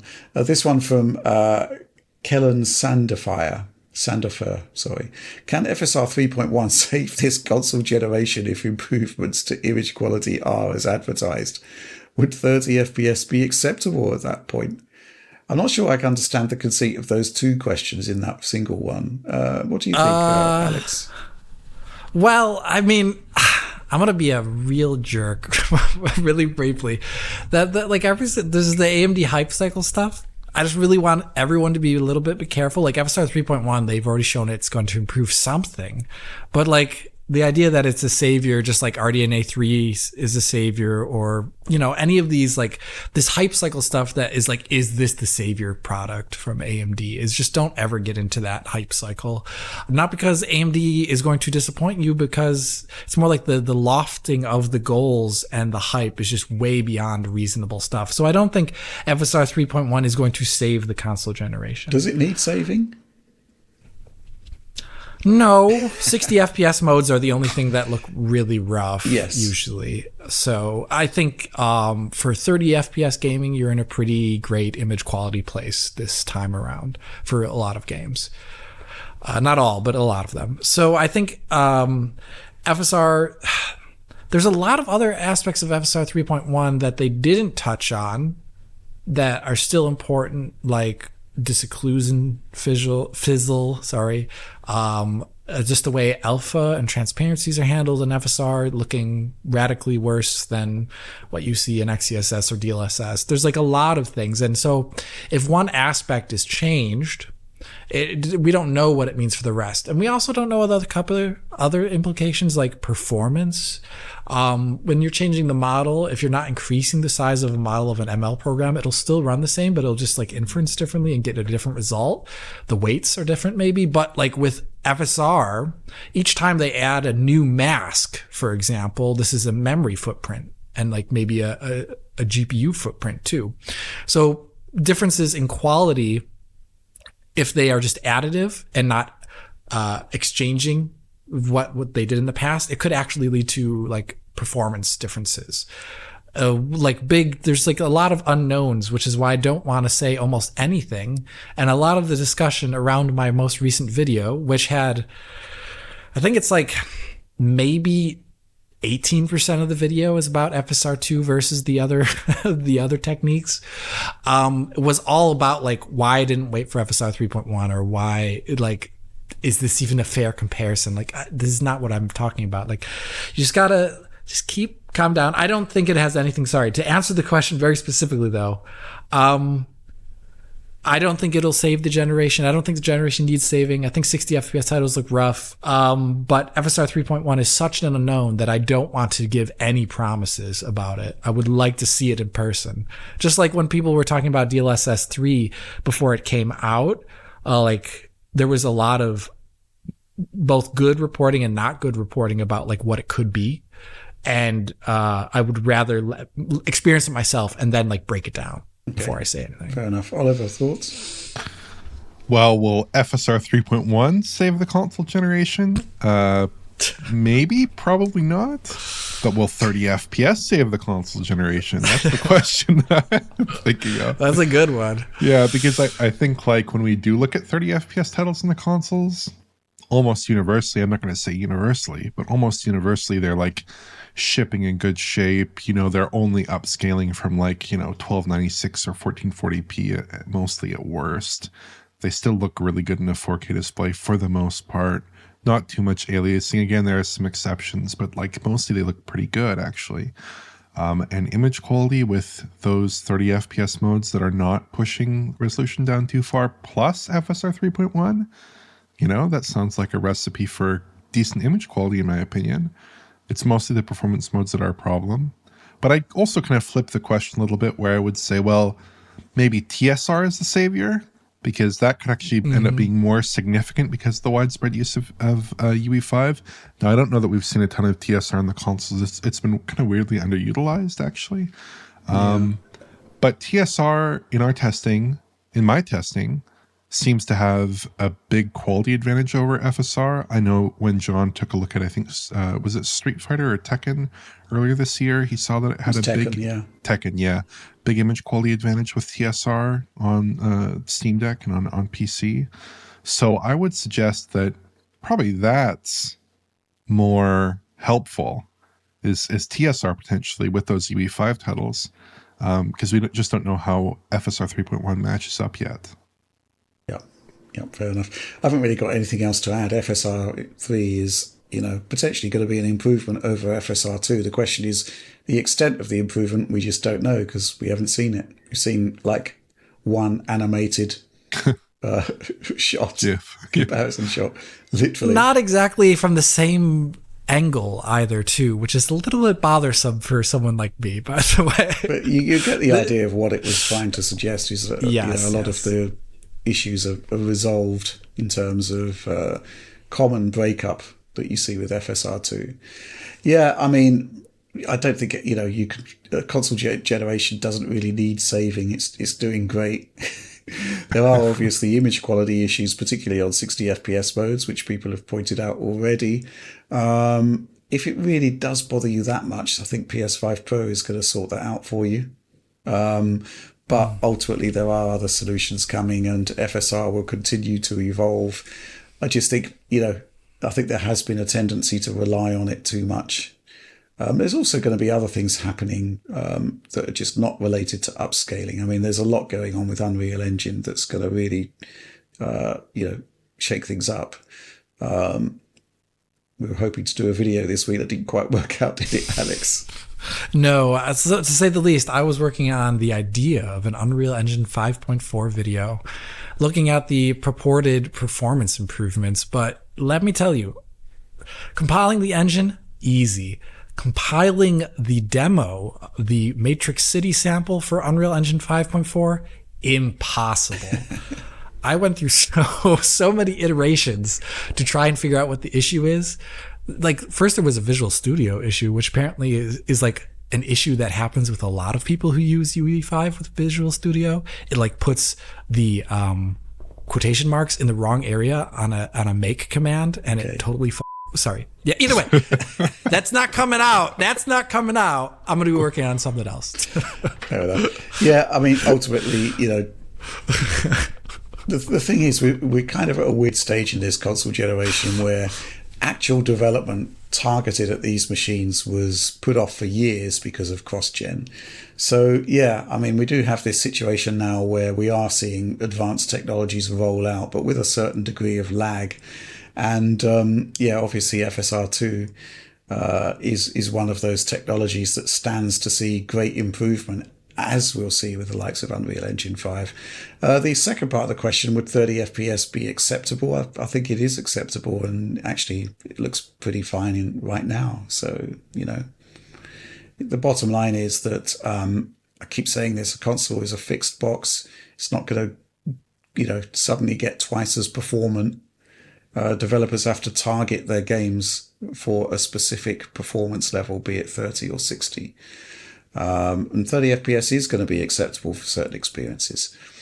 Let's move on to the final question. This one from Leftist Hominid.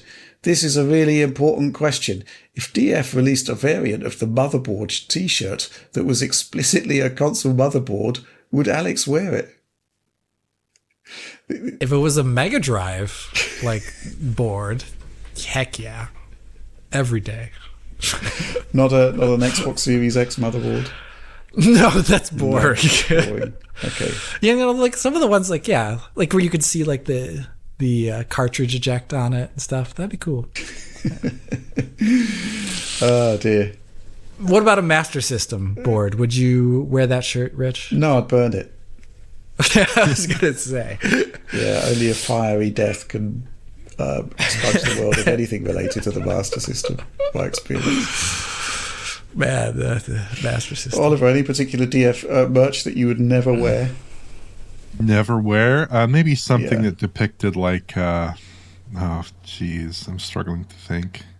Something that depicted poor frame pacing. I probably wouldn't wear. Yeah. Although it would be hilarious. It would be funny. Yeah. Well, I was just sort of flashing back to our team meeting earlier in the week where Will was wearing an Outside Extra t-shirt that actually seemed to be exhibiting chromatic aberration.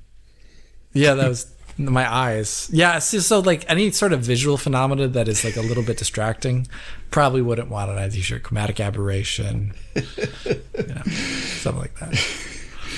You would wear a motion blur shirt, presumably. I would wear a motion blur Yes. shirt. Actually, that'd be great. The depth of field shirt. Yeah, it's just like the DF logo completely bokeh'd out. Yeah. You just don't even know. Okay, enough of this nonsense. That was the final question, therefore the end of the show. So please do like, subscribe, share on the off chance that you did enjoy it. Ring the bell for notionally instant notifications, no guarantees, etc., etc. Yes, the DF supporter program. Join us, become part of our community, contribute to this very show, and get it early each and every week. And store.digitalfoundry.net in order to pay money to advertise us to the world, which is just a win-win from our perspective at least. But that's all from us for this week. Thanks for watching and supporting Digital Foundry.